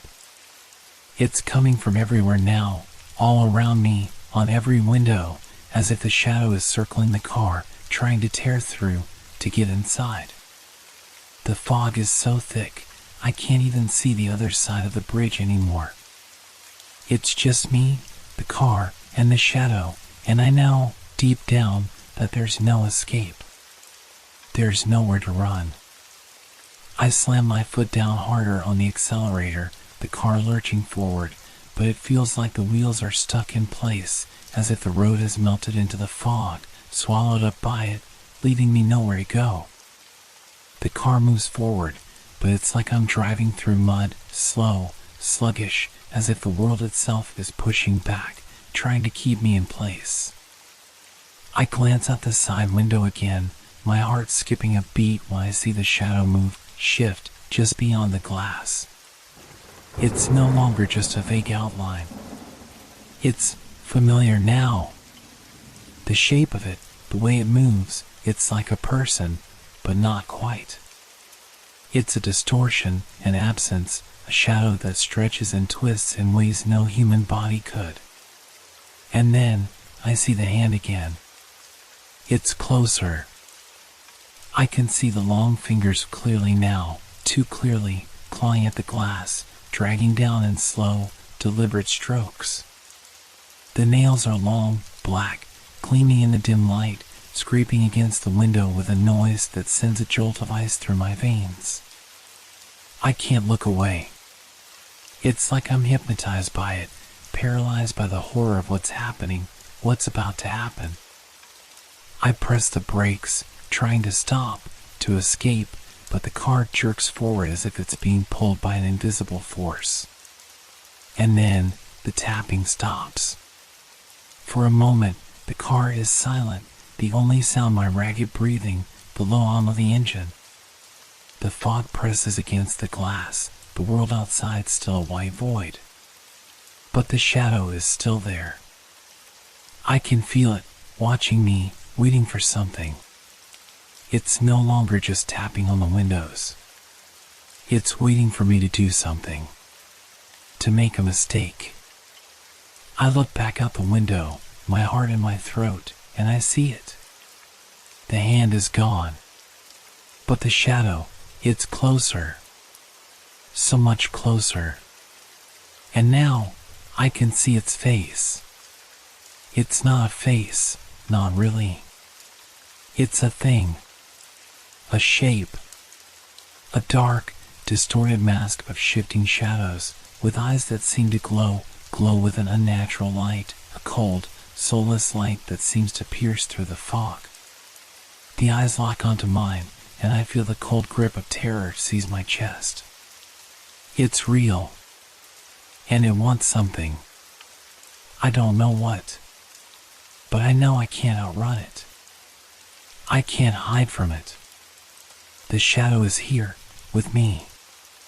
It's inside the car now, a presence that presses in from every direction, consuming the space around me.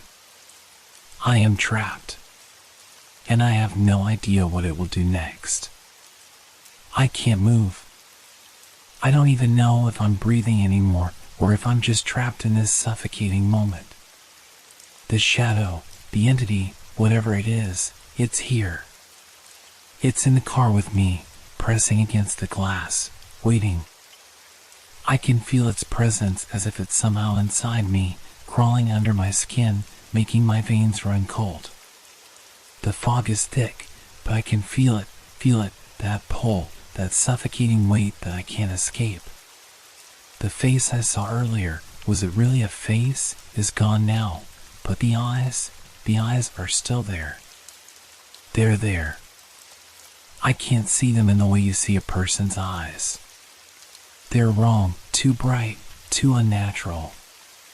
But I feel them, like a spotlight shining directly into my soul, watching, waiting. And then, it moves. A flicker at the edge of my vision. A blur. For a split second, I see it, not in full, not entirely, but enough to send my heart into overdrive.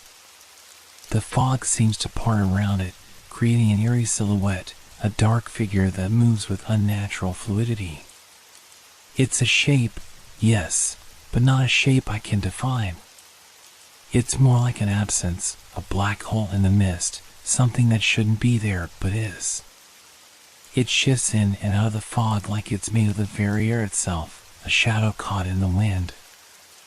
I stare at it, my pulse racing, my head swimming. It flickers again, its form growing a little clearer, but just when I think I might understand it, just when I think I might get a full view, it disappears back into the fog. It's not that it's gone, no. It's just hidden. It's like it's teasing me, showing me just enough to make me desperate for more, but never enough to truly grasp it. The shadow flickers again, this time moving closer, pulling itself from the mist like a tide pulling a piece of driftwood back into the sea. I can see it now, stretching and twisting, something long and dark that never stays in one shape for too long. It moves, no, slithers, around the car, as if testing its boundaries, like a creature circling its prey. I feel the cold pressure of its presence pressing against the side of the car, scraping against the metal, like claws dragging along a surface too soft for them. It's not a person. It doesn't have a human form, not exactly. There are no features, no defining characteristics that I can name. There's only the darkness, the void, a swirling, undulating mass of shadow that flickers in and out of existence like the fog itself. It's as if the very air is taking shape, twisting and contorting, becoming something far darker than I ever could have imagined. My hands shake as I grip the wheel harder, my knuckles white, but I can't look away. I can't tear my eyes from it. The more I look, the more it feels like I'm becoming part of it, like the fog is filling my lungs, the shadow filling my mind. For the first time, I realize I'm not just terrified of it. I'm terrified of what it might do. I try to rationalize. I try to convince myself that there's some logical explanation for this, maybe some trick of the light, maybe my mind is playing tricks on me from the stress, from the isolation. But then I hear it again, the tapping. This time, it's coming from the roof, from the front of the car, as if the shadow is moving above me, following me. Scraping. Crawling. I can hear it moving, can feel it stretching along the surface of the car, dragging its dark, impossibly long limbs across the roof. It doesn't make a sound when it moves, but I feel it, like the world is bending around it, like reality itself is warping to its presence. I want to scream. I want to shout, to ask for help, but the words don't come.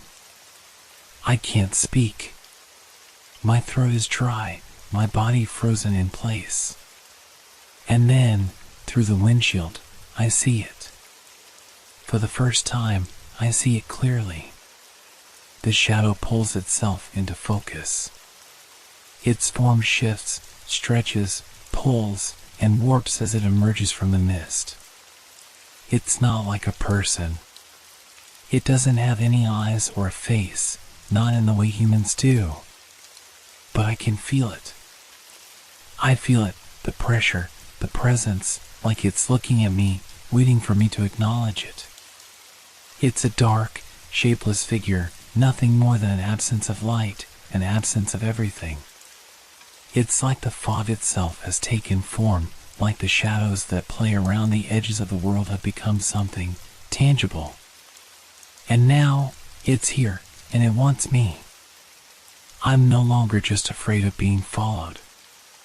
I'm afraid of what it wants. It flickers once more, like an old film reel that's been stretched too thin. For a moment, I think it's gone. But then, it appears again, this time closer, pushing itself out of the fog, the outline of its form sharper now, long, skeletal limbs stretching like dark tendrils, reaching for me. I see no face, no eyes, but the void where a face should be pulls at my mind. I can feel it inside me, tugging, beckoning. It's drawing me in. I can't tear my eyes away. I don't know why. I don't want to look, but I can't stop. And then I understand. It doesn't need to show itself fully. It doesn't need to take a human form. Because this shadow is beyond form, beyond comprehension. It's a thing that exists outside the realm of understanding. And I am its prey. The sound of my breath fills the car, ragged and uneven. It's the only sound I can hear now, no more tapping, no more scraping, just the frantic rush of air escaping my lungs as I stare at the shadow, waiting. I grip the steering wheel tighter, my hands slick with sweat, but it doesn't matter. Nothing matters anymore. The fog is thick around me, pressing in from every side, as if it wants to swallow me whole. The world outside is gone. There's only the car, the shadow, and the suffocating sense that I'm trapped. I'm trapped. The car, which I had always seen as a place of safety, a sanctuary from the world outside, is now nothing more than a cage. A metal coffin, keeping me in, keeping me close to it. The shadow flickers outside, moving like it has no real form, no real limits, bending in and out of existence, reaching for me with invisible hands. The windows rattle softly, the car shaking under the pressure of something I can't touch, something I can't stop. I glance at the locks. The doors are secured, but it doesn't matter. The shadow is inside. I don't know how, but I can feel it pressing against the car from every side, not just in the space outside, but inside my mind, inside my chest.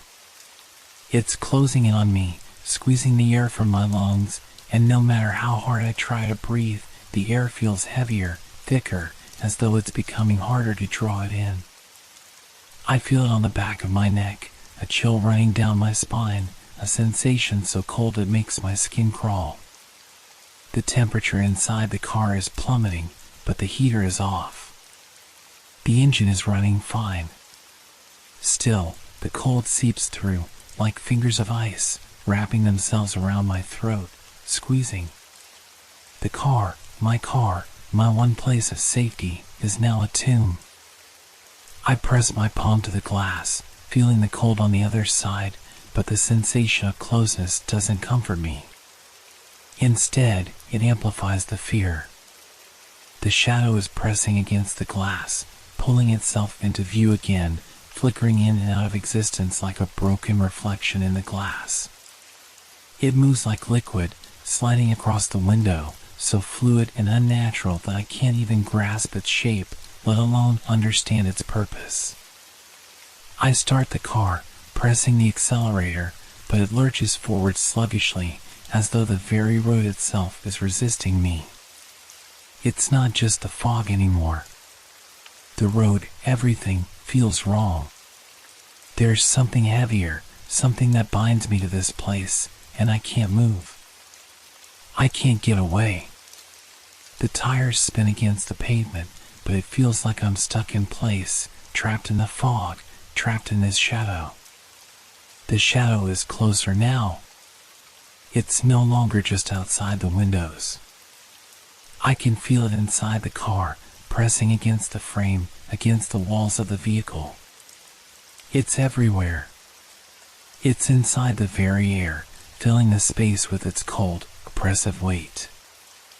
I can almost hear it now, a faint whisper, like the hiss of wind, but low, distorted, as though the sound itself is trying to speak to me. It wants to get inside. I know it. I can sense it. The doors are locked, the windows rolled up, but that doesn't matter. The shadow isn't bound by the rules of the physical world. It doesn't need to enter the car the way a person would. It's already here, already surrounding me.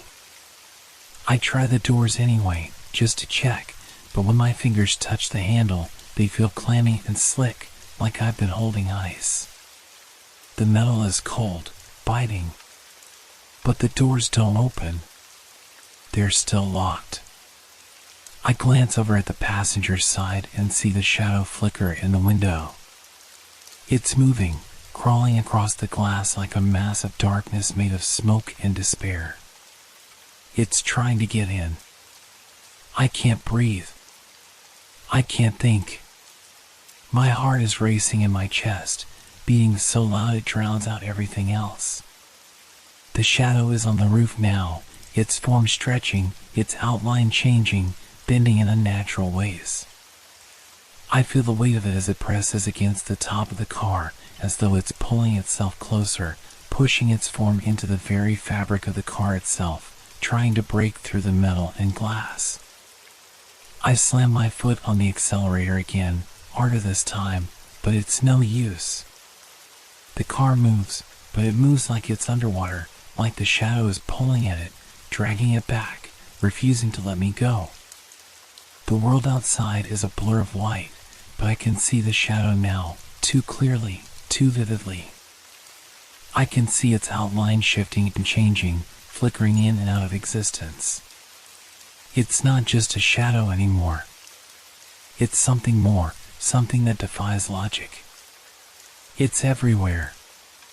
The fog outside the car thickens, suffocating, drowning the world. I can't see anything beyond the windshield now. The road is gone. The bridge is gone. Everything is just an endless white expanse of nothingness. And then it happens. A sharp crack, a sound so loud it echoes in my head. The window shatters. I don't see it happen.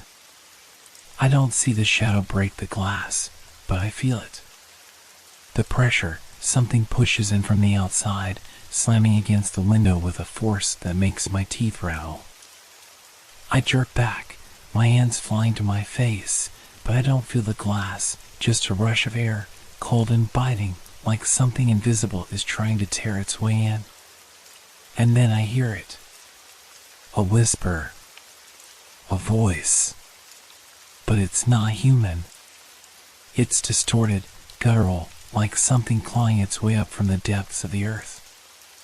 It's coming from inside the car now, from the seat next to me, from the space behind me. I can't tell where it's coming from. I can't tell if it's in my head or in the air, but I hear it, clear as day. Let me in. The voice still echoes in my ears, that distorted whisper, cold and threatening. It crawls under my skin, settling deep inside me, making my blood run colder. Let me in, it repeats over and over, each word a terrible invitation, a request I cannot, will not, honor. I press my hands to my face, trying to clear the fog in my head, trying to make sense of what's happening. The car is still, my hands still gripping the wheels so tightly my fingers ache, but I can't breathe. The air feels thick, suffocating, like I'm trapped in a vacuum, and every second that passes, I feel it closing in. The shadow presses against the car, now visible through the shattered window, creeping along the edges of the door, curling like smoke around the seams. It wants inside. The thought is a cold shiver running through my spine. But there's a part of me, no matter how terrified I am, that refuses to accept that I can't do something, that I can't fight back. I've been running for so long, hiding in the safety of the car, but I'm no longer sure that it is safe. The shadow is everywhere now. The metal of the car feels wrong, the air inside feels thick with dread. It's closing in on me. I have to face it. The thought strikes me like lightning. I can't just keep driving, can't keep pretending that everything will be okay if I escape, if I outrun it. The fog is too dense, the shadow too persistent. No matter how fast I drive, no matter how many twists and turns I take, it follows. It's relentless. It's there, always lurking, always just outside my vision. I have to stop. I have to confront it. I pull my foot off the accelerator. The car lurches to a stop, the engine hums softly, and the silence is deafening. My heart pounds in my chest, my fingers trembling as I grip the wheel. I don't know what's worse, the thought of staying still and letting it come for me, or forcing myself to face it head on. The shadow presses against the side of the car, moving fluidly, like water pooling around the edges of the vehicle. I swallow hard, my throat dry, as I glance to the side. The fog is everywhere. Thick, white, suffocating. I can barely make out the faint outline of the road anymore. But the shadow is clear. It's real. It's moving, alive, and it wants me. I don't know why I do it. But the decision is made. My hands move of their own accord.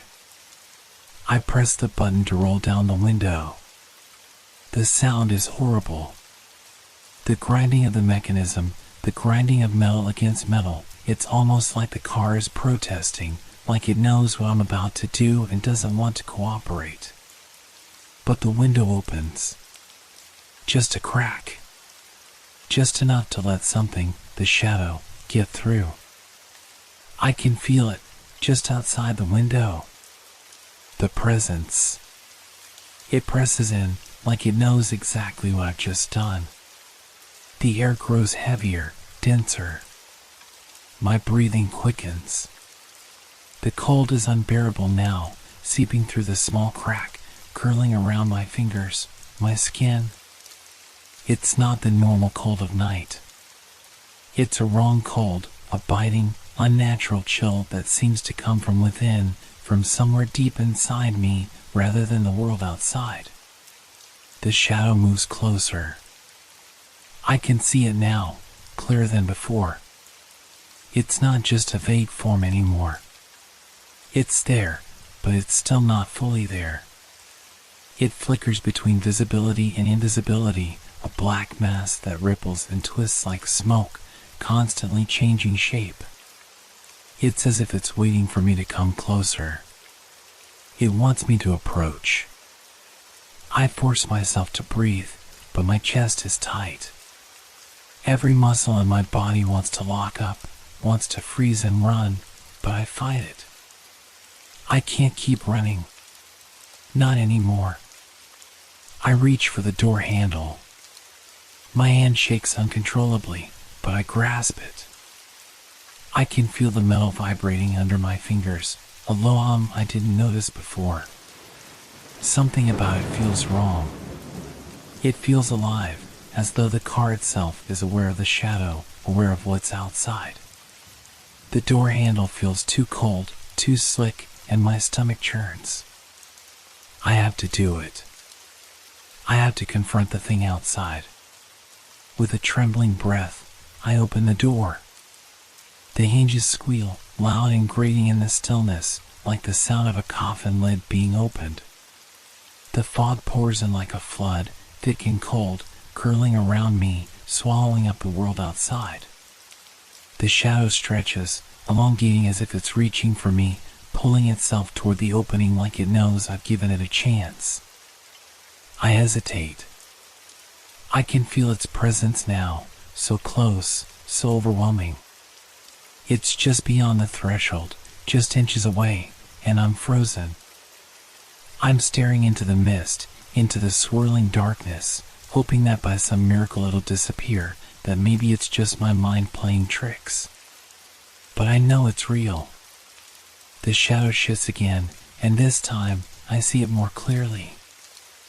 I see the long, jagged limbs, like dark tendrils reaching toward me.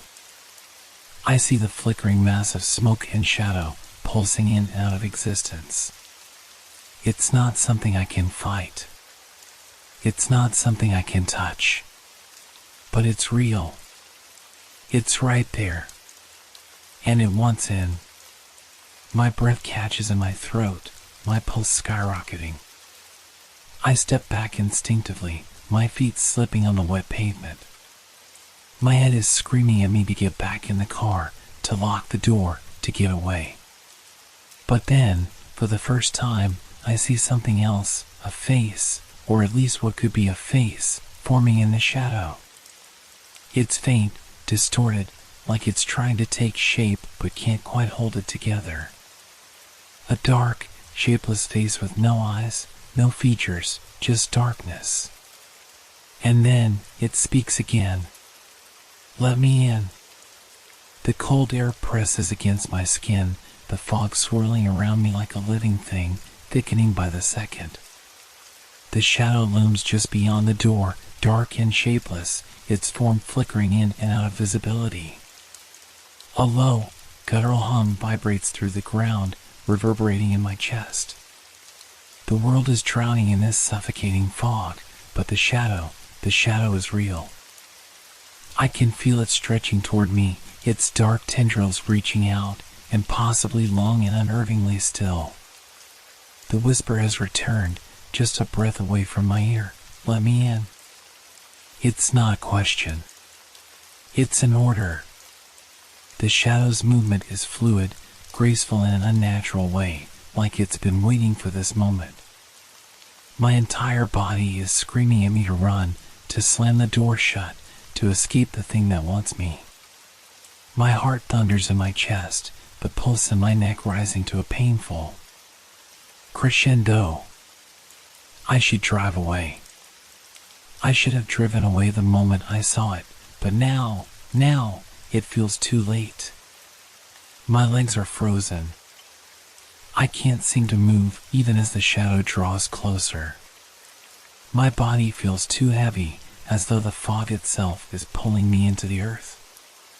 My thoughts are fractured, scattered across a million different fears, all fighting for dominance in my mind. Why did I stop? Why did I open the door? But it's too late to regret now. The shadow inches closer, its shape distorting and shifting, as if it's feeding off my fear. Its presence is suffocating, making the earth in, harder to breathe. The cold is unbearable. I can feel it crawling under my skin, deeper than the freezing air, a chill that's not just physical, but something far darker. My hands tremble uncontrollably, my breath coming in shallow gasps. The shadow touches the ground with a low hiss, sending a ripple through the fog, as though it's tasting the air, tasting me. I can't move. I can't think. I only feel its presence. Is this how it ends? For a second, my thoughts blur, drowning in panic, until something breaks through, the sound of my own voice, trembling but desperate. What do you want? I whisper. The words feel foreign, as though I'm speaking from someone else's mouth, but I force them out anyway. Why are you doing this? The shadow pauses, almost imperceptibly. Then it responds, its voice a low, growling rasp that sends a cold shiver down my spine. To enter. The words are elongated, stretched, like a taunt. I stare at it, the form of the shadow wavering and twisting in ways I can't comprehend. It wants something. It wants me. The realization hits hard, and I tremble, suddenly gripped by the horrifying truth of what I'm facing. I've seen it now, the face within the shadow, distorted and twisted, the deep darkness of its gaze boring into me. There is no escape. I stagger backward, my heart racing, my mind screaming for me to get away. Run. But my feet are still stuck to the pavement. It's as if I'm glued here, stuck in place, trapped by the force of whatever this thing is. I can hear the fog now, a low, quiet whisper, like 1,000 voices murmuring all at once, but it's the shadow that fills my mind. It's coming closer. It's almost here. A decision looms in front of me: run or confront this thing head on. The choice seems impossible. I can hear the engine of the car idling behind me. It seems distant, so far away now, like a forgotten thing. But the shadow, it's so close now, its dark mass pressing against my body, inching its way toward the open door. Its presence is heavy, suffocating, like the weight of the world is pressing down on me. What happens if I let it in? I don't have time to answer that question, because I feel the shadow at my back, its tendrils now reaching for me, slipping through the crack in the door, curling against my skin. It wants to enter. I snap to reality. I can't think. I can't breathe. But I know what I have to do. I have to run. I force my legs to move, stumbling backward, away from the door, away from the shadow that seems to be everywhere now. The air around me grows thicker, heavier, pressing in on me like a vice. My panic is overwhelming. I push forward, not even sure where I'm going. But I run. I run toward the car. The engine roars to life as I dive into the seat, slamming the door shut with a force I didn't know I had. My heart pounds in my chest as I lock the doors, the sound of the shadow pressing against the glass like a final, frustrated scream. I grip the wheel with shaking hands, trying to steady my breath, my mind, but the fear won't leave. It's with me now, pressing against my chest, filling my lungs with dread. I press the accelerator, the tires screeching as I speed away, tearing through the thickening fog. But I don't know if it's gone. I don't know if I've escaped. All I know is that I'm driving into the unknown with the feeling of something chasing me. The car's tires screech as I press harder on the accelerator, my hands stiff on the wheel, knuckles white. The fog is so thick now that I can barely make out the road ahead, but I don't care. I just have to get away.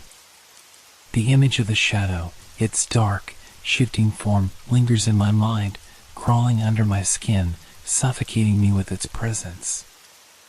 I keep my eyes on the road, hoping that if I look straight ahead, I can outrun the nightmare that's chasing me. But it's impossible to escape. The shadow is in my mind now, its whispers echoing with every breath I take. The feeling of its cold, crawling touch lingers, haunting me. A movement catches my eye. At first, it's just a blur, something shifting in the fog. A distortion in the air, like a ripple in water. But then it's there, right there, pressing against the passenger side window, its dark mass reaching into the car. I slam my foot on the brake, the car jerking to a halt with a screech of metal on pavement. My heart pounds in my chest as I stare at the window. I can see it clearly now, the shadow climbing into the car, tendrils of darkness curling around the glass. It moves slowly, deliberately, as if savoring the moment, taking its time. And then, suddenly, it touches me. The cold is unbearable. It's like ice, but deeper. It's not just a chill. It's as though the shadow itself is pulling the warmth from my skin, the heat of my body, as though it's draining the life out of me, one tiny piece at a time. My skin prickles as if I'm being touched by something alive, something far colder than anything I've ever known. It's wrong. It's unnatural. And it's not just in my mind anymore. The cold wraps around my arm, squeezing it with an almost painful force, and my breath catches in my throat. I want to scream, but no sound comes. My body won't move. It's as if the air itself has frozen, locking me in place. The shadow doesn't feel like it belongs in this world. It doesn't belong anywhere. My heart races faster. The shadow's touch is like a dark, icy vice, its tendrils pulling at my skin, slipping under my clothes, reaching for something deep inside me. It feels as though it's trying to get inside, like it wants to take something, me, from within. The world around me blurs, the fog outside turning into a swirling vortex, and the sound of my pulse pounding in my ears is deafening. The shadow's presence presses harder, its cold fingers wrapping tighter around my arm, sending a wave of panic through my body. I gasp, trying to shake it off, but my arm feels numb, the warmth draining from it in a way that feels impossible. The cold spreads like poison, crawling across my skin until it's up to my shoulder, up my neck, like it's suffocating me from the inside. I try to pull away, to jerk my arm back, but I can't. My muscles are locked, frozen in place, as if the shadow's touch is paralyzing me. I feel it now, this horrible weight pressing down on my chest, making it harder and harder to breathe. The shadow is inside the car now, with me, and it won't let go. I try to scream, but the sound gets caught in my throat, a strangled gasp instead. The darkness creeps further, winding around my torso, pulling me into the passenger seat, dragging me down into the depths of its cold. I try to claw at the seatbelt, but my fingers feel like they're not my own, stiff and numb, as if my body is betraying me.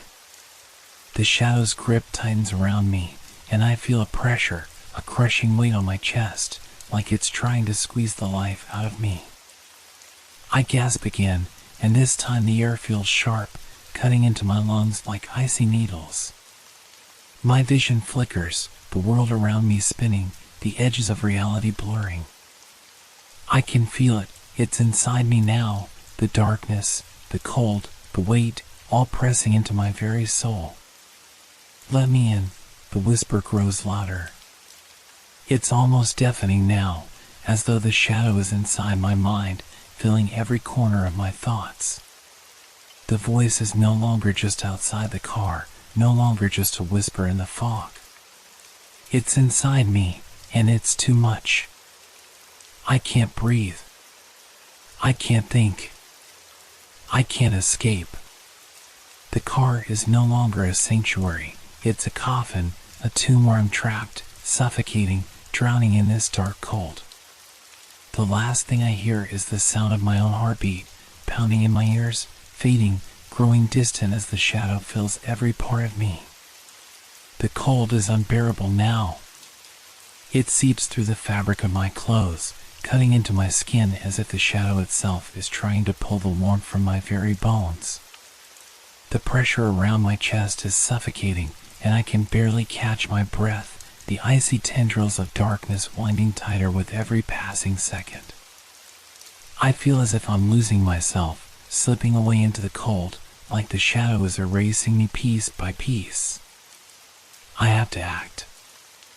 I have to do something before it takes me completely.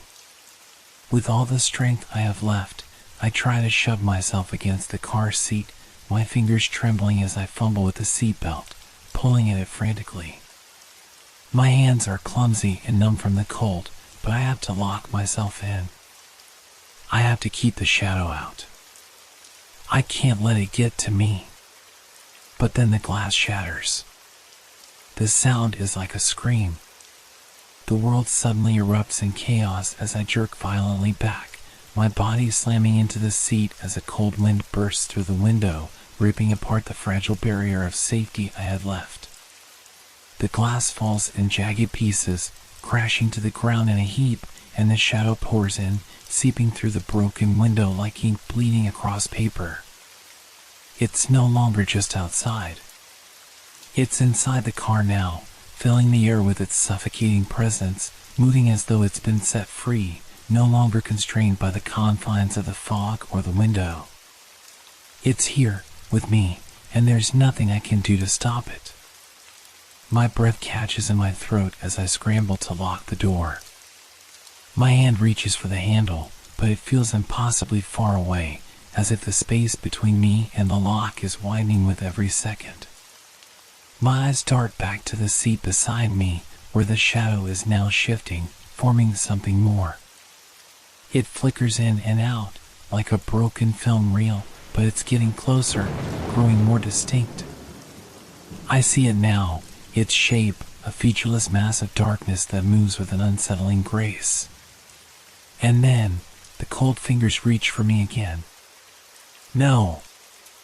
I gasp, throwing myself toward the door in a frantic attempt to escape, my hands fumbling at the lock. But before I can make it, the shadow is upon me, its coldness wrapping around my wrist like a vice, its grip strong, inhuman. My body jerks as it pulls me back, its force a physical thing that I can feel deep inside my bones. I can't think. I can't breathe. The shadow doesn't just move in the air, it manipulates the space around me. The car's interior feels like it's warping, shifting, bending at its will. The lights flicker, the dashboard flickers, and then I hear it, a deep, rumbling sound from the very floor beneath me, like the car is alive, responding to the shadow's touch. I try to scream, but the sound is choked off by the cold grip around my throat. The fog outside presses in through the broken window, thick and suffocating, and I realize I'm trapped. The car, the one place I thought would protect me, is now a prison. My pulse races, my mind spinning with the desperate need to escape. But I know it's no use. The shadow is inside me now, inside the car, and there's no way out. The windows are open. The door is open. The fog is pouring in, and I'm inside it. I throw myself forward again, desperate to get away, to escape whatever this thing is, but the shadow reacts instantly. It reaches for me, its tendrils curling around my arm, pulling me back into the seat with terrifying force. I gasp, struggling against it, but my limbs feel like they're turning to stone, my body betraying me as the cold spreads deeper into me, making me weaker with every second. The air is thick, suffocating. The fog is inside now, swirling around me like a living thing. I can't see anything, can't tell what's real and what's just part of the nightmare. All I know is that the shadow is here, and it won't stop until it has me. I fight. I claw at the door again, my nails scraping against the hard metal, but it's useless. The shadow pulls me back once more, its grip like ice, freezing the very life out of me. I can feel it now, pulling at my very soul, twisting it, trying to tear me apart from the inside. I can't escape. There is no escape. I want to scream, but no sound comes. I want to run, but my legs are paralyzed. The shadow is inside me now, and I have no control. The world is fading. The last thing I hear is the whisper, louder now, more insistent than ever. Let me in. And this time, I feel its cold, dark embrace wrapping around my heart, squeezing it tight.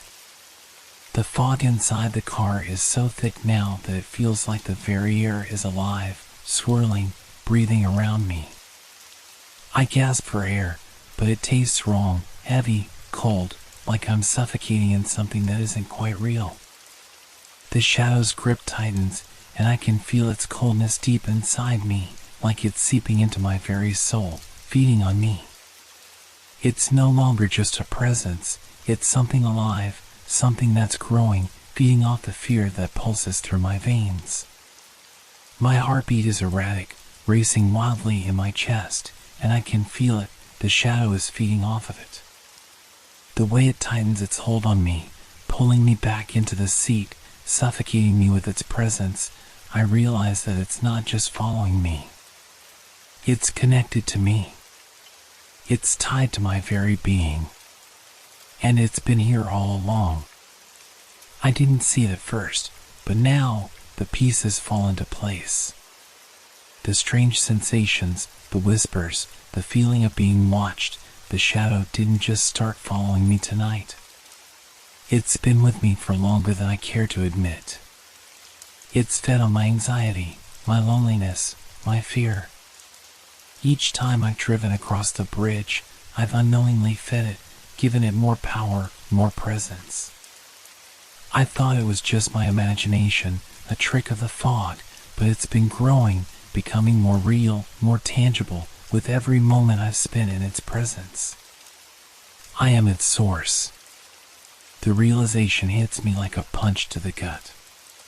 The shadow isn't just a figment of my imagination, it's not just an apparition or a ghost. It's something much darker. Something alive. Something that feeds on my fear, my emotions, my very essence. It's been using me, drawing closer, feeding off the terror and dread that I've unwittingly given it every time I felt uneasy, every time I panicked. And now that it's fully here, inside the car with me, it's stronger than ever. My mind spins, the fear choking me. The shadow wants me to be afraid. It thrives on my fear. It needs it to survive. But more than that, it wants me. It wants to consume me whole, to turn me into part of its endless, cold darkness. The fog outside the window presses in, but it doesn't seem like fog anymore. It feels like the shadow itself is growing, expanding, spilling into the car, into my lungs, into my mind. The whispers are louder now, more distinct. They're not just words anymore. They're thoughts. My thoughts. Let me in. I don't want to believe it, but I know it's true. The shadow is alive, and it's feeding on me, on my emotions, on the fear that has been growing inside me since I first saw it on the bridge. It's connected to me, and I don't know how to stop it. I claw at the seatbelt, at the door, but it's all a blur now. The world is spinning, the lines between reality and nightmare becoming more and more indistinct. The shadow is everywhere. It's in the air, in the fog, in my thoughts. It's me. And I am it. We're connected in ways I don't understand. I feel it now, seeping into my very mind, wrapping around my thoughts like a parasite, feeding on my terror, my panic. The more I struggle, the stronger it becomes. The more I fear it, the more real it becomes. The car feels like a coffin, the air thick and suffocating. I can feel the shadow pressing in, squeezing, wrapping around me. It doesn't just want to consume me, it wants to take me over.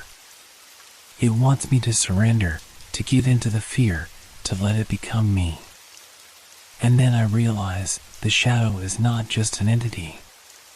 It is a part of me. It's always been a part of me. My entire life, I've been running from it, denying it, pretending that it was just some figment of my imagination. But the truth is that I've been feeding it, nurturing it, letting it grow inside me without even realizing it. My fear has been its sustenance, my anxiety its fuel. The more I've pushed it away, the more it has sought to consume me. I close my eyes, trying to block out the whispers, the cold, the shadows closing in around me. But I can't escape it. The shadow is everywhere, inside and out. And it's never going to let go. It's been waiting for me to realize the truth, for me to understand that it's not an external force. It's me. My last breath catches in my throat, and I can feel it. The shadow is not just consuming me. It's becoming me. And there's nothing left to stop it. I don't know where I am anymore. Or when I am. The car, my car, the one I've driven every night for as long as I can remember, feels foreign now, like a prison I can't escape. My hands grip the steering wheel, but they feel detached, as if they belong to someone else. I'm driving, but I can't tell if it's me doing it, or if something else has taken control. The fog outside has become a thick, oppressive wall, and the road stretches out before me in an endless loop. Each curve, each turn feels like a memory that's not mine, a path I've walked but don't recognize. The engine hums, but it sounds wrong, as if it's whispering secrets to me, dark, twisted things. The headlights flicker, barely illuminating the road ahead. My eyes dart between the dashboard and the windshield, but nothing looks real anymore. The lines between the physical world and the nightmare in my mind are blurring, fading into one endless void. My heart races again, faster this time, not because of the fear I feel, but because I can't tell what's real anymore. The shadow, it is in control now. I feel it, wrapped around my thoughts, sinking deeper into my chest with every beat. It's not just following me. It's directing me, pulling me in the direction it wants to go. I try to stop the car. I slam my foot on the brake, but nothing happens. The car keeps moving, almost as if the accelerator is being pressed by invisible hands, or worse, by my own will, but it isn't my will anymore. The shadow has taken me. I glance in the rearview mirror, but the reflection is no longer my own. The face staring back at me is hollow, eyes wide with terror, not mine. The features are distorted, stretched into something unnatural, something that no longer belongs in this world.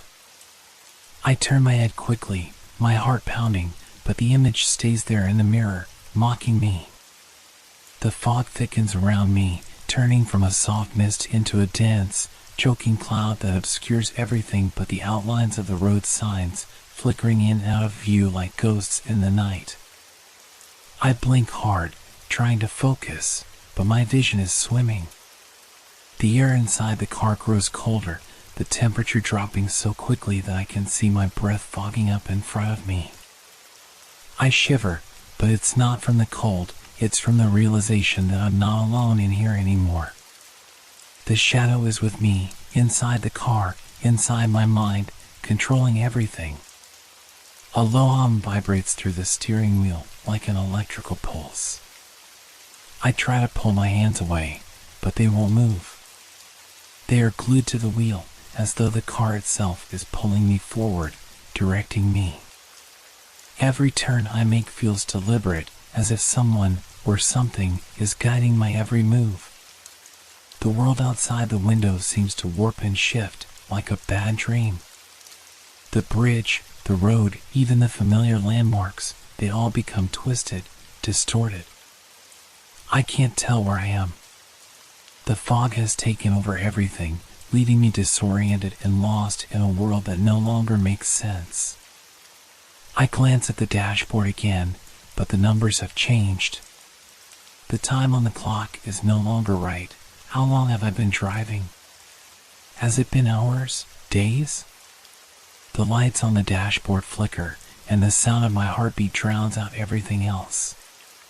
And then I hear it, the whisper. Keep driving. The voice is mine, but it's not mine. It's the shadow, crawling up from inside my mind, pulling the strings, urging me on. I try to scream, but the sound is swallowed by the fog. My mouth moves, but no sound escapes. The car's interior has become suffocating, closing on me with every breath. I can't escape it. I can't escape myself. I slam my hand against the window, but the glass is thick, opaque, like a mirror that reflects nothing but emptiness. The world outside is swallowed by the fog. The road, the trees, the lights, they all disappear, leaving only the shadow and me. It's too much. It's too much to bear. I try again to fight it, to push it back, but it's no use. I can feel it. The shadow has taken over everything. My body is no longer mine to control. My thoughts are not my own. The car is no longer a machine. It is a trap. The shadow moves inside me, wraps around my thoughts like vines, digging into my mind, feeding off every ounce of fear, twisting every memory, every thought, until they no longer feel real. I'm not driving anymore. I'm not me anymore. I'm just a vessel, a puppet, a thing the shadow controls. And then, in a horrifying moment of clarity, I understand. I am not just trapped in the car. The car is trapped in me. This is my prison. The realization hits me like a physical blow, and I panic, trying to scream again, but the words won't come. The shadow is inside me now, and I can feel it, pulsing with my every heartbeat, every breath. It has taken everything, my thoughts, my body, my will. I can't even tell if I'm still moving forward, or if I've been standing still for hours, frozen in the grip of the shadow. The fog presses in from every direction, thick and suffocating. I can't see anything beyond it, can't hear anything but my own breath, ragged and frantic. I know one thing now, there's no escape. The car, the fog, the road, it's all just a cage. And the shadow is my warden. And I am its prisoner. I am no longer driving. I can't breathe. The air inside the car feels thick, suffocating, as if it's been replaced by something heavier, something that isn't quite air at all. My chest heaves with each breath, but it does nothing to ease the weight. It only makes the panic grow, squeezing tighter, suffocating me from the inside out. The shadow is closer now, closer than ever before. I can feel it wrapping around me, coiling around my mind, slowly, gently, like a snake lulling its prey into submission. It's patient. It knows what it's doing. And it's winning. I try to hold on, to fight back, but every movement I make feels like it's not my own. My hands feel like they belong to someone else, the grip on the steering wheel tightening of its own accord, pulling me deeper into the fog, deeper into the shadow's embrace. My thoughts are fractured now, pieces of my identity slipping away like sand through my fingers. I try to focus, to hold on to who I am, but it's slipping so fast I can't keep up. The edges of my mind are blurring, becoming indistinct. I'm fading, disappearing, and the shadow is all that's left. It's all-consuming, all-encompassing. It feels like a whisper at the back of my mind, soft, soothing, but horrifying at the same time. Let go. I don't want to. I fight against it. I have to fight, don't I? I have to hold on. But there's nothing left to hold on to. The longer I fight, the more it feels like I'm pushing against a force far stronger than anything I've ever known. The car, the fog, the darkness, it's all a part of the shadow now. There's nowhere to run. There's no place to hide. I try to scream, but my throat tightens, closing off. The words never leave my mouth. The shadow has taken away my voice, just like it's taken everything else. I don't know if I can fight anymore. It's hard to think clearly. My mind is like a darkened room, and the shadow is the only thing that casts any light now. It's growing. It's feeding on my fear, on my confusion. It feeds on my panic, on my inability to fight back. It feeds on my doubt. And it's winning. Let go. The voice is in my head now, the words sinking deep into my skull like a poison. I want to resist, but it feels so easy to give in. To let go of everything, of my body, my thoughts, my identity, and just be consumed by the darkness. It would be so simple. I can feel myself slipping, but there's one thread left, one last scrap of resistance. I hold on to it with everything I have, even as it feels like it's about to snap. Please, I whisper to myself, but even the words feel foreign, distant. Please, don't let it take me. But the shadow doesn't care. It never has. It doesn't need to take anything from me because it already has me. It's been with me all along, in every step, in every breath. It's not just following me anymore, it is me. I feel it inside me now, pulsing like a second heartbeat, like a new, cold part of my very being. I realize, with horror, that I'm no longer sure where I end and the shadow begins. And then, for a moment, just a single fleeting moment, I feel it. A calm. An acceptance. The shadow wraps around me, tighter now, its tendrils sliding deep into my chest, into my mind, and it feels like the weight of the world is finally lifted. There's no need to fight. There's no need to think. I can finally let go. I'm no longer sure what I was before, what I was meant to be. The fear has bled away, and all that's left is this cold, all-consuming darkness.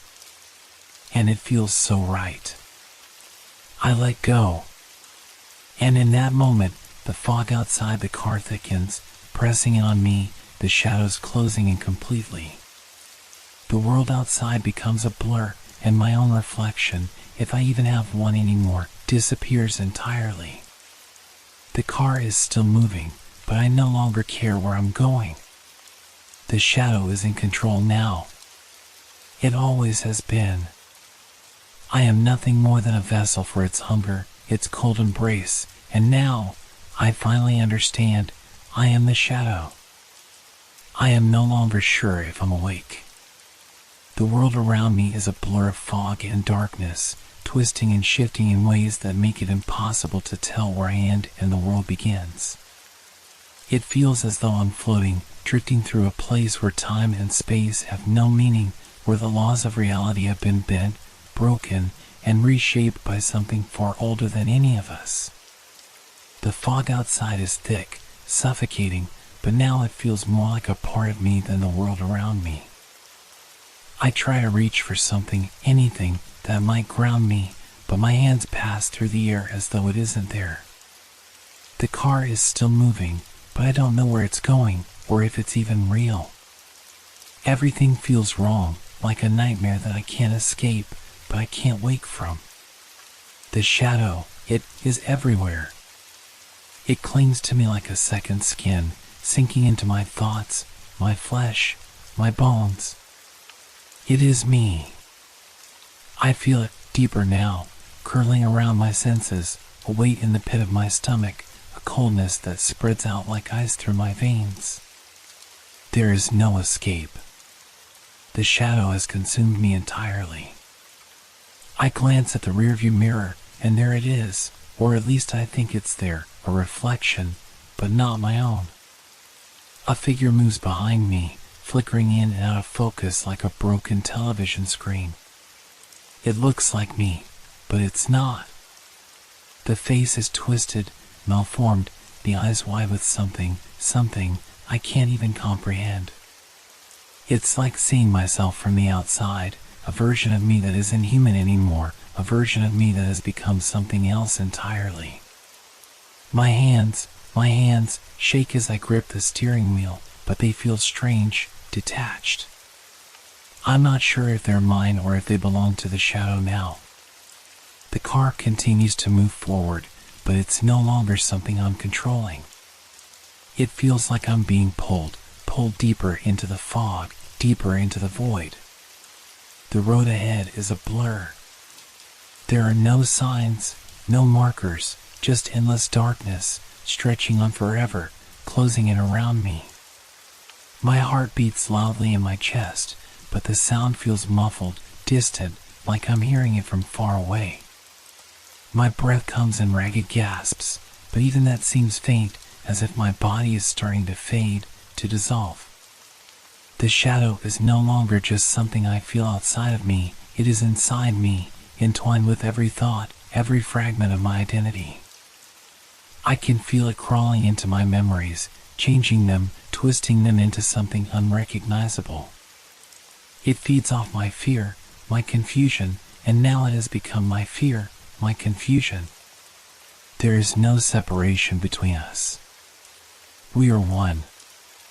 I try to remember who I was before, but it's like trying to recall a dream that's slipping away, too hazy to hold on to. Who was I before the shadow? Was I ever truly myself? Or was I always destined to become this? A puppet.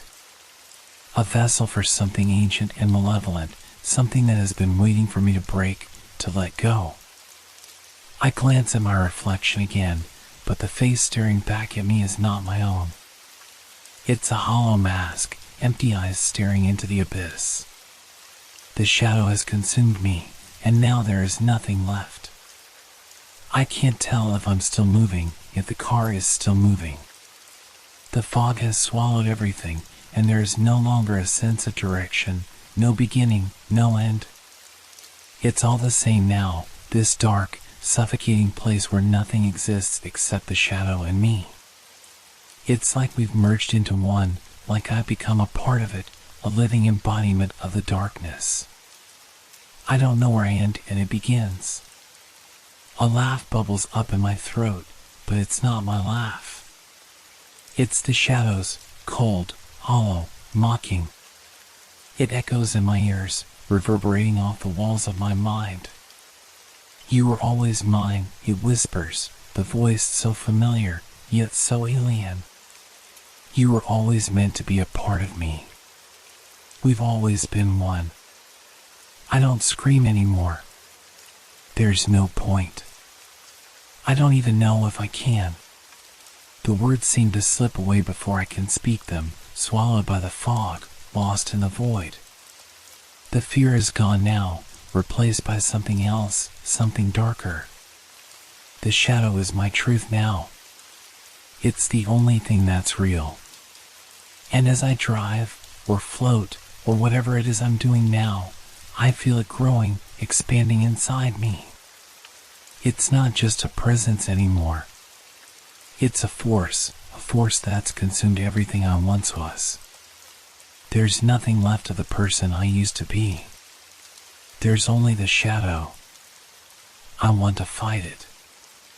I want to claw my way back, to be something again. But the shadow is everything now. It is the road, the fog, the car, it is me. There is no escape. There is only the descent. And I am falling. The fog has thickened to something beyond the natural. It feels as if I'm no longer driving through a city or along a road, but through a dream or a nightmare. The air outside the car presses in, not like moisture, but like a presence, a suffocating weight that warps everything it touches. The edges of the world blur, bending like melted glass. The further I drive, the less the world looks like the one I know. The lights outside flicker erratically, creating shadows that dance and twist, mocking my every move. The once familiar landmarks, houses, street signs, the distant glow of city lights, become distorted. They stretch and bend in unnatural ways, becoming unfamiliar. The houses are no longer homes. They're empty shells, hollow, with walls that shift and pulse as though they're alive. The trees outside don't sway in the wind, but contort grotesquely, their trunks bending at impossible angles, as if reaching for me. I glance at the rearview mirror, for a split second, I see something, someone. It's me, or at least I think it is, but it's not. The reflection is twisted, as if stretched and compressed at once. My face is pale, the eyes hollow and wide, staring back at me with an intensity I've never known. But it's not just my face. It's something more. There's a darkness around my features, an emptiness that seems to seep from within, like the shadows crawling up from under my skin. My lips twitch, pulling into a smile, but it's not mine. It's a grin twisted with malice, like I've become something else entirely. Is this what I'm becoming? I try to look away, but my gaze is drawn back, unable to tear itself away from the reflection. The face in the mirror isn't moving like I am. It's frozen, like a mask, but the eyes, there. Watching me. Watching my every move. And then, it happens. The face in the mirror begins to smile, a grin so wide, so unnatural, that I feel a cold chill crawl down my spine. I want to scream, but the scream never comes. The shadow is inside me now, and I can't even remember what it's like to feel fear. It's a distant memory, slipping further and further away. I blink, and when I open my eyes, the reflection is gone. But the unease lingers, a gnawing presence in the pit of my stomach. It's like the world is trying to tell me something that I can't quite grasp. The more I look around, the more the world seems to distort, flickering, bending, shifting into things I can't explain. I drive faster, hoping that I can outrun the shifting reality, but the world warps and churns, leaving me no escape. Every street I pass is unfamiliar, every turn a dead end. The city that once felt like home has transformed into a strange, alien place, filled with shadows that twist and writhe just out of sight. The fog thickens around me, but it's different now, darker, more oppressive. It feels like it's alive, like it's aware of me, watching me with 1,000 eyes. And then, out of the mist, I see a flash, an image that makes my heart stop. It's a scene from my past, but it's distorted, twisted. My childhood home, the front yard where I used to play, the sun setting behind the house. But something is wrong. The house is wrong. The windows are dark, empty, like hollow eyes staring into nothing. I blink and the image shifts. Now, I see myself standing in front of the house. But it's not the me I know. This version of me is different. Her eyes are empty, black voids, and her face is pale and twisted with an expression I can't understand. She stands still, motionless, staring at the house with a smile that doesn't reach her eyes. Is this what I was meant to become? I shake my head, trying to clear the image, but it lingers. The fog deepens, warping the scene, adding more figures, more distorted versions of myself, standing in the yard, watching me. There's no escape. No matter how fast I drive, no matter how hard I try to look away, the images keep coming. They're flashes, memories, or perhaps what I might have been, or what I might still become. Every image distorts further, until the versions of myself no longer resemble a human at all. They're just dark, hollow silhouettes, empty shells of who I was. The shadow inside me stirs, and I can feel it laughing, mocking me, taunting me. It knows that I can't escape, that there's nowhere left for me to run. It's not just outside of me anymore. It is me. It's taken over every part of me, every thought, every memory. I can feel it shaping my very identity, warping my mind, twisting my past into something grotesque. The fog presses in closer, and I see more visions of places I've never been, people I don't recognize, scenes from a life that isn't mine. I see myself in places I've never visited, standing next to faces I've never known. But they're all me. They all were my face, my eyes, but they're wrong. The shadow is everywhere, inside them, inside me, bending the world around us. I try to fight it, try to hold on to who I was, but there's nothing left to hold on to. It's all slipping away. My identity, my memories, they're fading into the fog, swallowed by the shadow. And as I drive through this distorted reality, I begin to realize something chilling. I am no longer sure if I ever existed before. I am nothing but a fragment now, a piece of something larger, something more terrible. And there's no way back.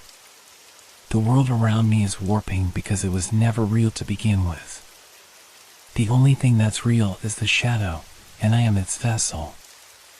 I am the shadow. And there's no escaping it now. The fog presses in closer, tighter, its weight suffocating, until it feels as though the air itself is no longer something to breathe, but something to swallow. It consumes everything.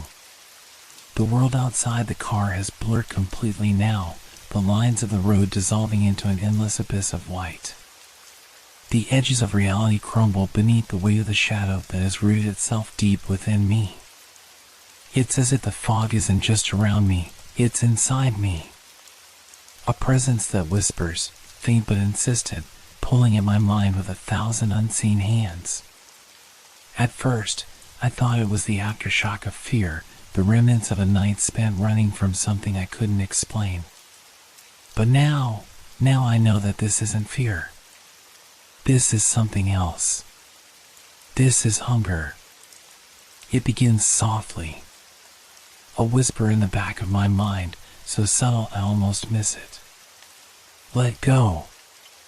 It's the shadow speaking to me.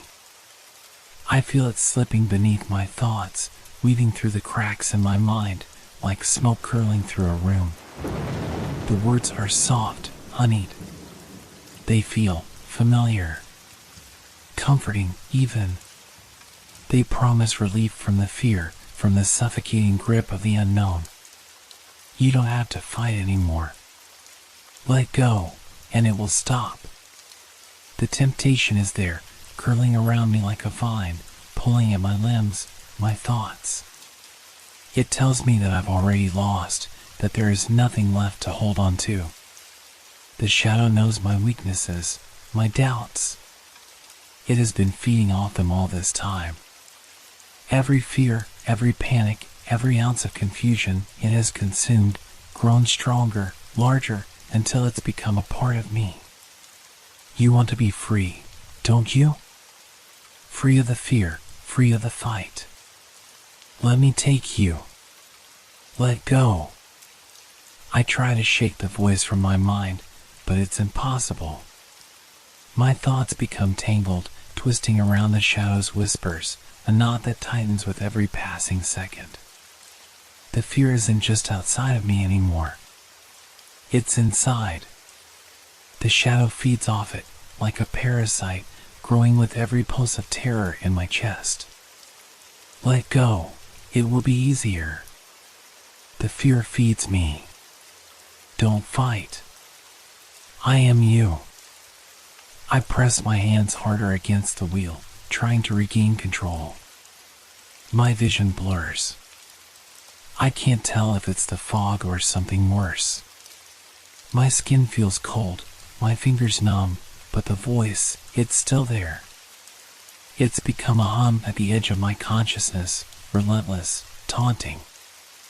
I glance to my right. The reflection in the window, my reflection, is staring back at me. But it's not me. Not anymore. The eyes are wide, black voids, like holes carved into my face, staring through me. They're not even blinking. I can hear the whispers coming from the reflection, just like I hear them in my head. They're the same, always the same. Let go. Let it take you. You belong to it now. I want to scream, but my throat is tight, as if something is choking me from the inside. I feel the shadow's pull deepening, its grip on my mind strengthening. It's drawing me in, like a whirlpool, spiraling down into something I can't understand. The whispers twist, becoming promises, dark promises, too tempting to resist. It tells me it will make everything easier. All I have to do is stop fighting, stop struggling against it. It will take away the pain, the fear, the confusion. It will give me peace. But it's a lie. I know it is. And yet, the temptation lingers. It promises freedom. But I know that the moment I let go, I will never come back. I will be swallowed by it, consumed whole by the darkness. There will be no escaping. But I feel the pull growing stronger, the weight of the shadow pressing in on me, and it's all I can do to stay conscious. The fear becomes intoxicating, the darkness almost comforting, like a blanket that shields me from everything outside, from the world that's slowly slipping away. I close my eyes for a second, just a second, to steady myself. But when I open them again, I see it. The fog has shifted, revealing something in the distance. A figure. No, not just a figure. Me. A twisted, broken version of myself, standing at the side of the road. The face is pale, hollow, with eyes that gleam like the void. It's smiling, but the smile is wrong. It's empty, like it's mocking me. I can see the shadow writhing behind it, swirling and undulating like smoke. It reaches out for me, pulling me toward it. You're mine now. The voice is loud, deafening. I can feel it in my chest, in my bones. The fear, the terror I thought I had left behind has returned, stronger than ever. But it doesn't matter anymore. The shadow is here. It has been here all along, and it knows me better than I know myself. I feel my body give way, the resistance fading. The whispers grow louder, and I am powerless to stop them. I am fading into the fog, becoming part of it, just like the shadow promised. And then, I stop thinking. I stop fighting. I let go. The fog takes me. There's a numbness that settles over me, a coldness that seeps into my bones and lingers there, heavy, like the fog pressing against the car. My hands remain gripped to the steering wheel, but they feel distant, as if they don't belong to me anymore. I'm still moving, the car still speeding down the road, but I am no longer sure if I am the one driving it. I try to focus, to remember that I am in control, that I should be in control, but it's slipping away. My thoughts scatter like leaves caught in a windstorm, whirling in different directions. Every passing second feels more unreal, like I'm fading from my own mind, from the world around me. I glance in the rearview mirror, and the reflection, it doesn't make sense. The road behind me isn't the one I remember. The lights of the city, once so familiar, so comforting, have warped into something unrecognizable, a dull blur of color and movement. The fog swallows it all up, rendering everything distant and impossible to understand. The figure standing on the side of the road, is it real? Or is it just another trick of the fog, a hallucination? I can't tell anymore. I shake my head, trying to clear it, but it only makes the feeling of disconnection worse. I am still me, right? I am still here. I am still fighting, trying to hold on to whatever fragments of myself are left, but it's slipping like sand through my fingers. It feels like I am being pulled in two directions at once, here but not here. Alive, but not really. The fog is inside me now.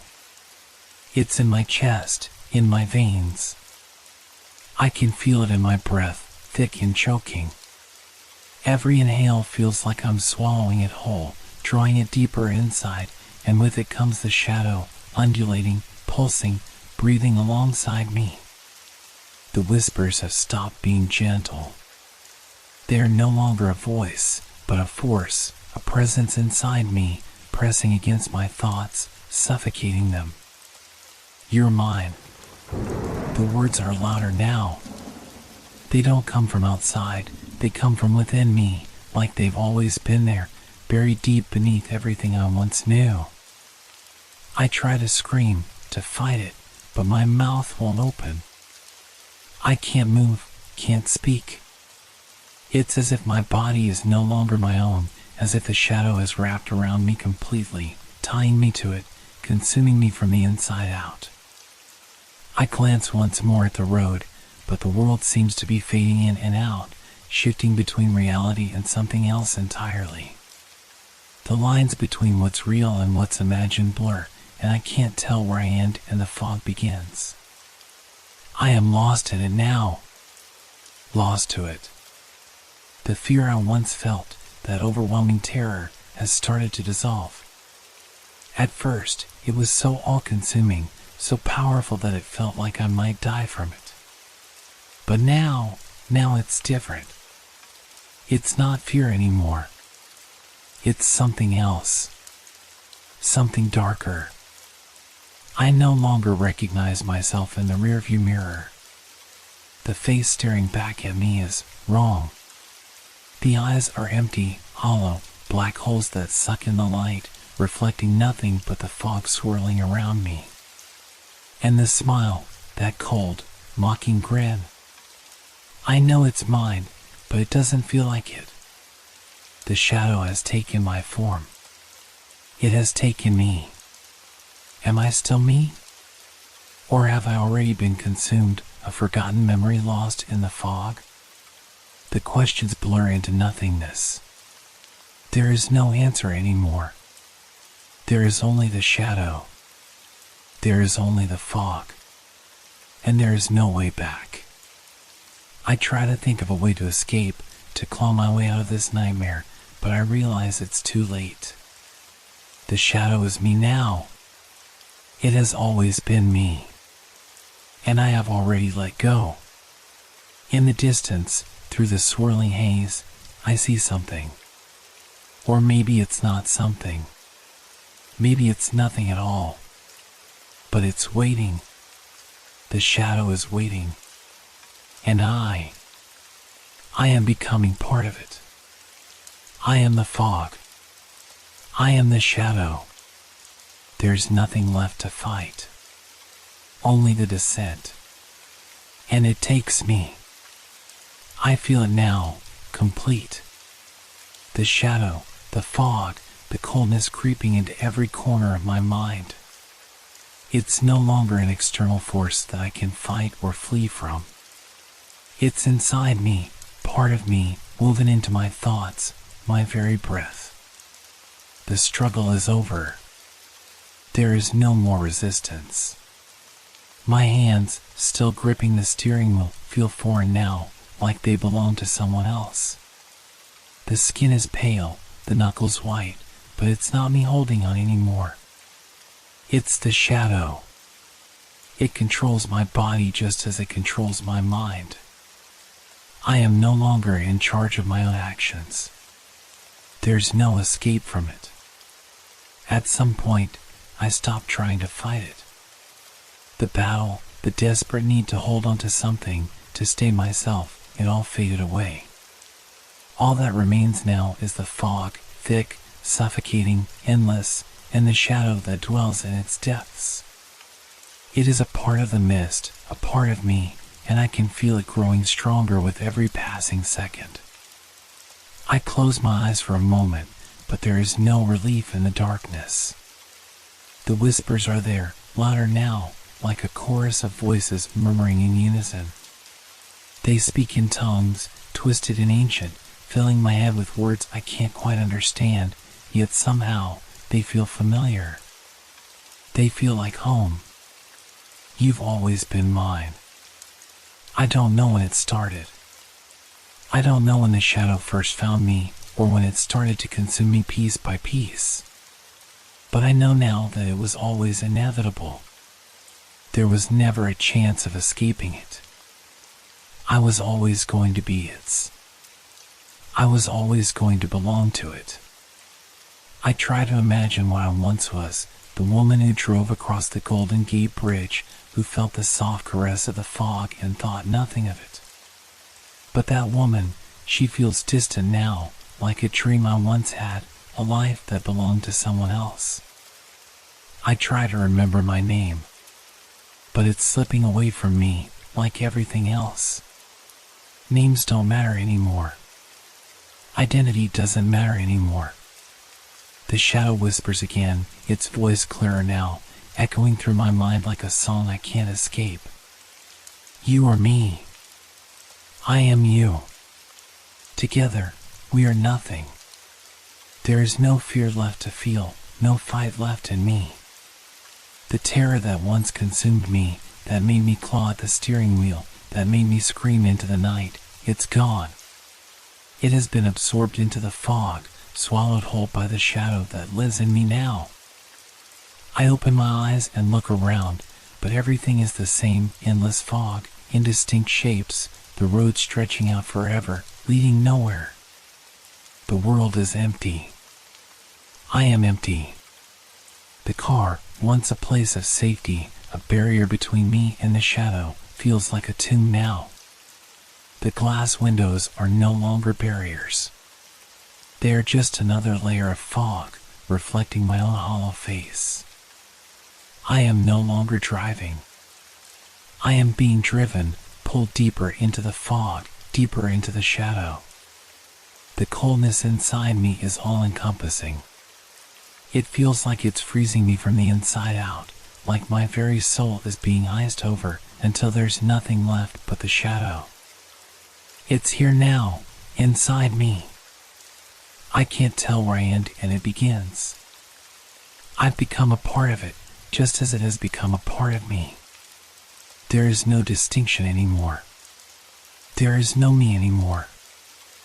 I feel the last remnants of my identity slipping away, but there is peace in it. A strange, unsettling peace. The fear, the madness, the desperation, they have all been replaced by something darker. Something worse. I no longer long to escape. I no longer even want to. I am the shadow. I am the fog. And I have been consumed. We have always been one. The fog has become me now. It's no longer a presence I encounter, no longer something I fear or even recognize. It is my skin, my thoughts, my breath. The world around me is no longer the one I once knew, but a distorted reflection of it, a fractured mirror that warps and shatters with every passing moment.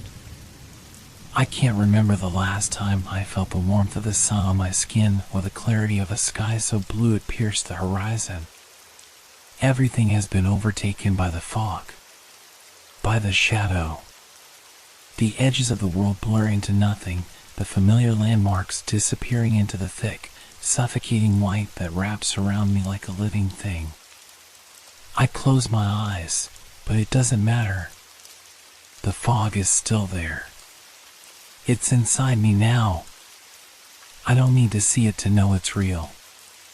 It is always there, pressing against the walls of my mind, consuming every last piece of my soul until there's nothing left but a hollow, endless void. I am nothing. I was something. I know that. I can still feel the echoes of who I once was. I remember moments, fragments of my life, that feel foreign now. They don't belong to me anymore. I try to hold on to them, but they slip through my fingers like the last dregs of water in a dry well. I was a woman who drove across the Golden Gate Bridge every evening. I was a person with thoughts, feelings, dreams. Now, I am a shadow, fading, lost in the mist, becoming one with it. The fog was always there, lurking, waiting. But I didn't see it for what it was. I thought it was just weather, just nature, something transient. I thought I could escape it, outrun it, but the truth is, the fog has always been part of me, a part of who I was and who I become. It's strange, this transformation. There's no clear moment when it happened. No sharp break, no definitive shift. It's like the fog crept in gradually, so slowly that I didn't even realize it until I was already gone, until I had already merged with it. The car no longer feels like a car. It is just a shell, a prison I used to inhabit. The wheel in my hands, the seat beneath me, they are irrelevant now. I am no longer moving through space in the way I once did. I am part of the fog, part of the shadow, and I float through the world with no anchor, no direction. Everything is distorted. The road that once felt familiar, the streets I knew like the back of my hand, have become alien landscapes. The lights that should be bright are dim, flickering in and out like dying stars. The buildings that should rise tall and proud have become mere outlines, lost in the haze. I reach out to touch them, but my hands go through them, and I realize that they, too, are part of the fog now. I don't know how much time has passed.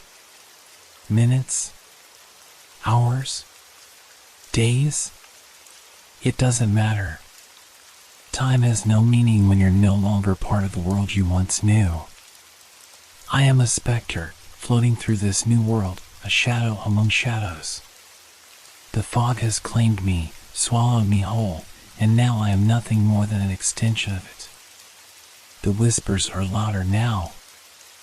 I hear them inside my mind, inside my skin. It's not over. It has only just begun. I try to scream, but there is no sound. I try to think, to recall something from my old life, but all I can hear is the hum of the fog, the endless pull of the shadow. The world shifts again, bending and warping. I am moving, no, I am being moved through this new space, a place that's neither here nor there. It is a place between places, a liminal space that I have no name for. I look around, but I cannot see anything clearly. Everything is a blur, flickers of light, dark, and fog, interchanging so quickly that I can't hold on to them, can't grasp them long enough to understand what they mean. I try to focus, to make sense of what's happening, but it's impossible. There is no sense anymore. The fog isn't just outside of me, it's inside of me. It has become my thoughts, my memories, my fears. It has woven itself into the very fabric of my being, and I can no longer tell where I end and it begins. I have become the fog. I am no longer a woman. I am no longer anything. And as the world around me warps and shifts, as the shadow swells and consumes every corner of my existence, I understand one horrifying truth: there is no escaping it. There never was. I am a part of the shadow. I have always been. And I will never be free. The transformation is complete. The final revelation. I am the fog. I am the shadow. I am lost. Forever.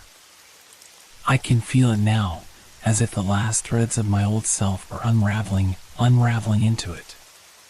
The shadow is not simply a presence. It is not a monster. It is something much older, much more patient than I could have ever imagined. The truth begins to bleed through my consciousness, a truth that makes my stomach churn and my skin grow cold with realization. The fog. The shadow. They have a purpose I failed to understand for so long. It wasn't just about fear, wasn't just about the darkness that surrounded me each night. It was never about my survival. No, the shadow was never interested in destroying me. It wanted something much more profound. It wanted me to join it, not to die, but to become one with it. It's not just a monster. I feel the truth flood through me. It is a doorway, a gateway between worlds, a portal to another dimension where the rules of our reality do not apply, where the boundaries of time, space, and self dissolve into a blackened, infinite mist. The fog is not simply the shadow's mask, it is the veil that separates our world from whatever lies beyond it. I was chosen. It was never just about driving across the Golden Gate Bridge, never just about my mundane, human life. The shadows saw something in me, a spark, a weakness, a connection that drew me closer to the threshold between worlds. It knew that I would eventually follow, that I would be pulled in, just like every other soul it had touched before. But I wasn't the first. I'm not the first to have been chosen. The fog, the shadow, it has claimed others before me. I can see them now, in fleeting glimpses, in the corner of my eyes. Faces that I don't recognize, faces that are twisted in ways I can't explain. I hear their whispers, feel their presence, as if they're trying to reach out to me, to guide me toward the same fate they met. But now I know, I am not just a victim. I am a vessel. I am not being consumed, I am being transformed. The shadow is not a beast. It is an ancient force, a creature born from the cracks between dimensions, existing in the spaces between worlds. It has been waiting for me, for someone like me, to slip through the cracks, to step willingly into its domain. And now I am stepping. The last remnants of the world I once knew, my car, the fog, the road, are dissolving. I can feel the shift in the air, the heaviness of the atmosphere around me. The edges of reality are starting to blur in a way I can't deny. Time itself seems to stretch and contract, like a rubber band pulled too tight, snapping back only to be pulled again. The cold is seeping deeper now, into my bones, into my very soul. But it's not just cold. It's the emptiness, the silence of a place where nothing exists except the shadow. The silence of a world without limits. It wants me to cross over, to leave behind everything I was, everything I knew. I feel the pull stronger now, a weight at the back of my mind, pushing me forward, urging me to step through the veil. I am no longer just a human. I am the bridge. The thought isn't frightening anymore. It doesn't feel like a loss. It feels like home. A place where I belong. The longer I remain in this fog, the more my human fears fade, the more the shadow feels like my reality. I can hear the world I left behind, the fleeting memories of who I once was, fading into nothing. There is no going back. The shadow isn't pulling me in, I am walking toward it. The choice is mine. I can cross the threshold, leave behind the body I once inhabited, and enter the dimension where the shadow reigns. I understand now. It's not just about fear. It's not just about dying or surviving. It's about becoming something beyond.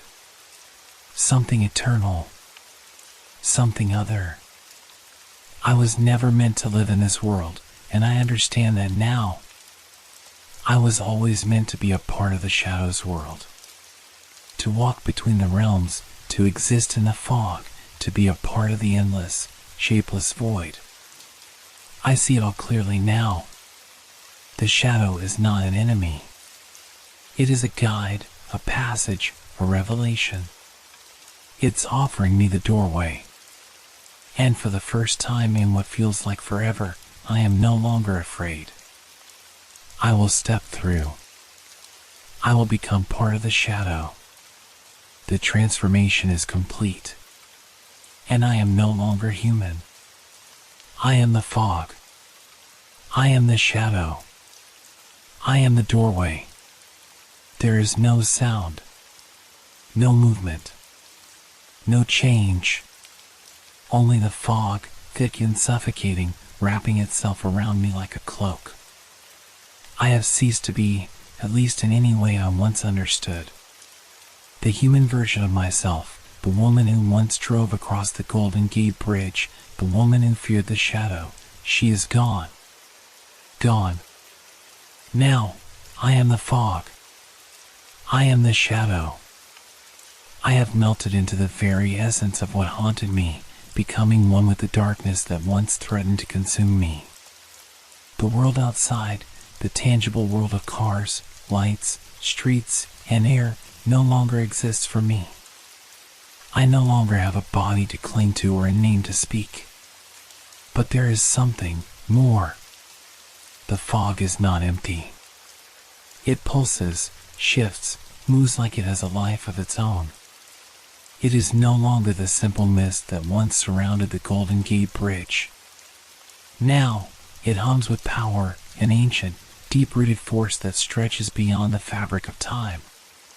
In this new form, I see it, the shadow.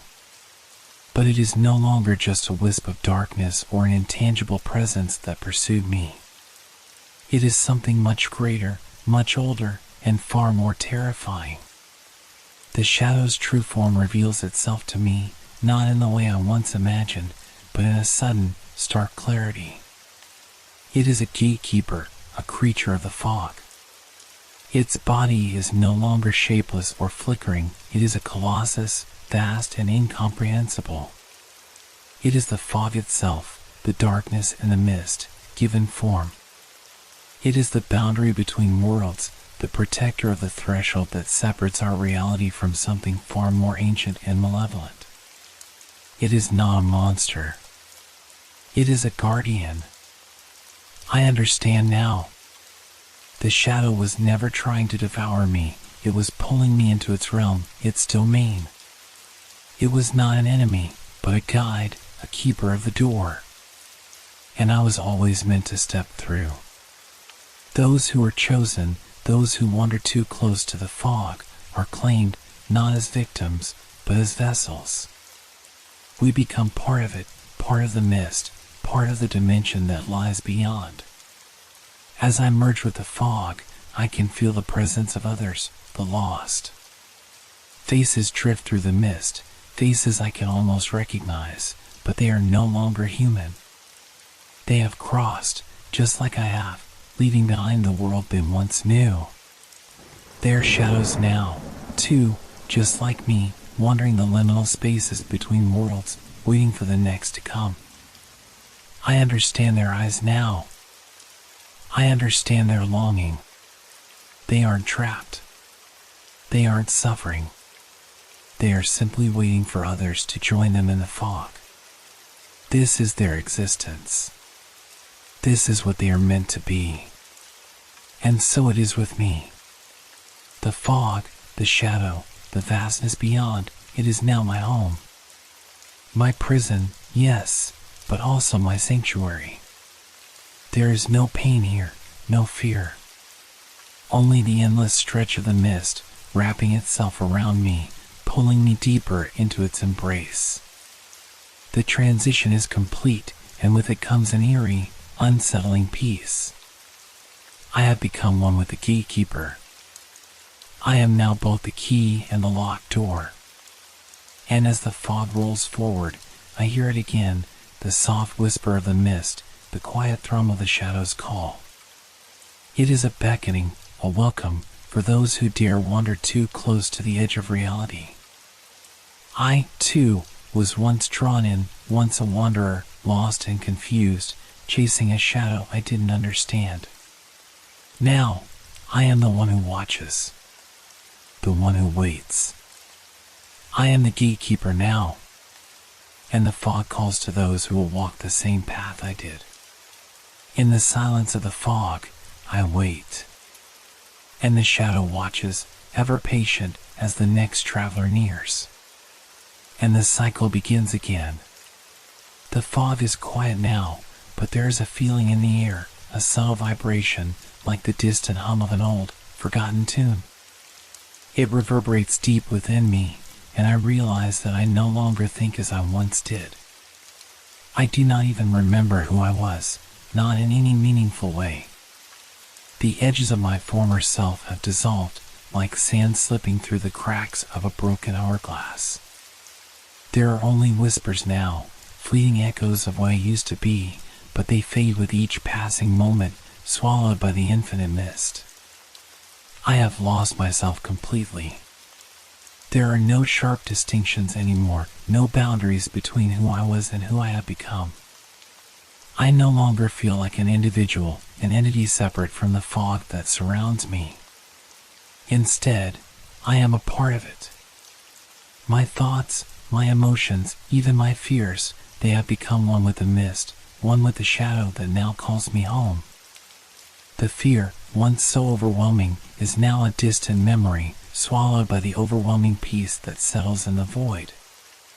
And as I fade further into this new existence, this otherworldly state of being, I can feel the weight of a truth, one that sinks into my mind as easily as the fog itself.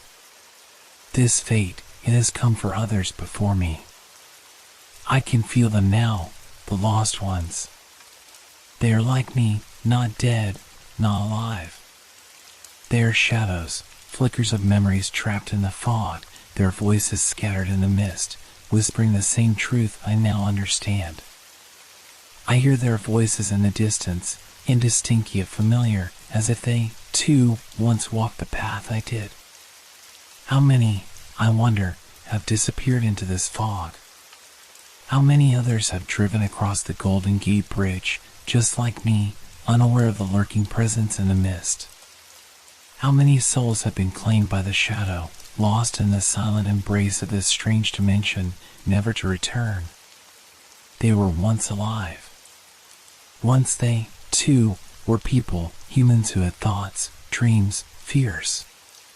But now, they are nothing more than echoes, fragments of memories floating in the vastness of the fog, trapped forever in the dimension I now inhabit. And it is here, in the unrelenting fog, that their stories end, stories of terror, of realization too late, of their struggle to escape, to understand what was happening to them. But they, like me, failed to escape. They faded. They surrendered to the shadow. Somewhere, deep within the fog, I feel their presence, stretching back through time. They were here before me. And they will be here long after, as new souls are drawn to the mist, as new wanderers approach the Golden Gate Bridge, unsuspecting of the doom that waits on the other side. And so I reflect, why had I been chosen? What makes one soul a suitable vessel for the shadow, for this gateway to another realm? Was it my fear? My loneliness? Was there something in me that made me more susceptible to the fog's call? I do not know. The answers are lost now, swept away by the fog that consumes me. All I know is that the pattern repeats itself. New souls come, drawn by the fog, by the shadow, by the promise of something beyond. They are taken in the same way I was, slipping through the cracks between worlds, losing themselves to the endless stretch of mist. I am nothing now, no longer a woman, no longer a name, a face, or a past. I am simply part of the fog, part of the shadow, a presence that waits for the next wanderer, for the next victim, for the next person who will cross the bridge and be swallowed whole. The fog swallows everything, eventually, and I am no exception. But still, I remember them, the ones before me, the ones who never returned. I remember their screams, their fear, their desperate attempts to understand. They were never meant to return, and neither am I. As my form continues to fade, becoming ever more indistinct, I feel the pull of the shadow growing stronger. It is time for me to forget it all, to leave behind the memories of what it was like to be human, to be alive. But before I fade entirely, I realize this. there will be others. There will always be others. And as long as the fog exists, as long as the shadow waits, there will always be new souls to claim. I am the fog now, and in the silence of its depths, I wait for the next to come, for the next to disappear. And when they do, when they enter the mist, they will know nothing of what happened to those before them. Just as I knew nothing when I first crossed. The fog will swallow them, and they will fade just as I have. Just as the others did. The cycle will continue. And I will be there, waiting. It is quiet. The fog rolls in, thick and impenetrable, just as it did before. But now, there is something different about it. Something more alive. The shadows that move within it are darker, deeper, more persistent. They flicker at the edge of perception, like fleeting memories or the last remnants of a dream. In the distance, the Golden Gate Bridge stretches across the dark water, the rust red of the structure barely visible through the swirling mist. The wind whispers through the fog, faint but constant, carrying with it the heavy scent of salt water and something unnatural. A car moves steadily across the bridge, headlights cutting through the dense fog, casting long shadows that seem to dance and twist as the vehicle speeds along. The driver, a woman, young, unaware, drives without haste. Her hands grip the wheel, her eyes fixed on the road ahead. She hums softly, lost in her thoughts, her mind far away from the strange world around her. But then, something catches her eye. A shadow. Just a flicker in the corner of her vision. Nothing too out of the ordinary, just a trick of the light, maybe, or the fog playing with her mind. She brushes it off, chalking it up to the haze, to the way the world distorts at night. But the flicker returns. A second time. Then a third. The shape is not clear, not fully formed, but it is there, waiting. It lingers just outside her direct line of sight, like something moving within the fog, just out of reach. It feels wrong. She glances to her right, her eyes widening slightly as the shadow shifts in a way that seems too deliberate to be natural. Her breath catches, but she quickly exhales, trying to convince herself that it's nothing. It's just the fog, just my tired mind playing tricks, she tells herself. But the shadow doesn't vanish. It gets closer. Faster. It flickers again, this time more distinct, almost like a person, but not quite.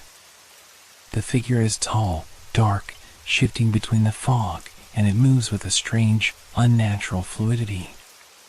She accelerates, trying to shake the feeling of unease, but the shadow stays with her, pressing against the side of the car as if it knows her every move. Her heart starts to race. Her grip tightens on the steering wheel. She glances at the rearview mirror, expecting to see nothing but fog. But there, behind her, is the shadow, its presence now unmistakable, stretching across the bridge as if it has always been there. It's following me. She tries to keep her composure, tries to rationalize what she's seeing. But the closer the shadow gets, the more she feels it, the coldness, the wrongness. The air feels thicker, suffocating. The shadow moves with purpose, inching ever closer, and for the first time, she realizes she is no longer alone on the bridge. She swerves slightly, trying to dodge the figure, but the shadow is already there, at the edge of her window, pressing against the glass. Its shape flickers, its form becoming darker, more defined, until she can almost make out the silhouette of something human, but not quite human.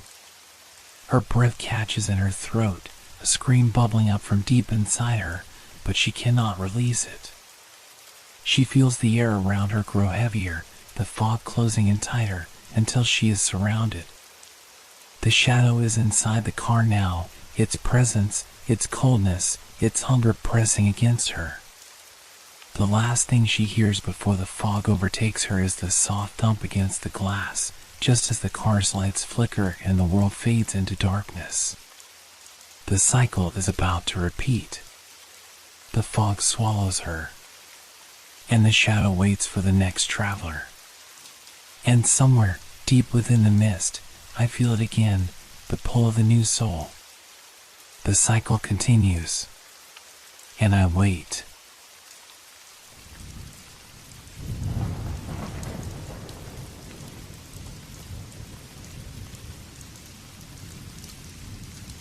Thank you for making our stories part of your relaxation time.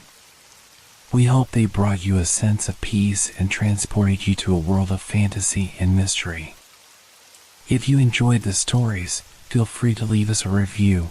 Your feedback inspires us and helps us make the content even better. Now, unwind to the calming sounds of rain and thunderstorms, which will continue to set a tranquil mood. Let these sounds carry you gently into the realm of dreams. Don't forget to like our page if you haven't yet. Wishing you a restful night's sleep. Relax, rest well, and good night.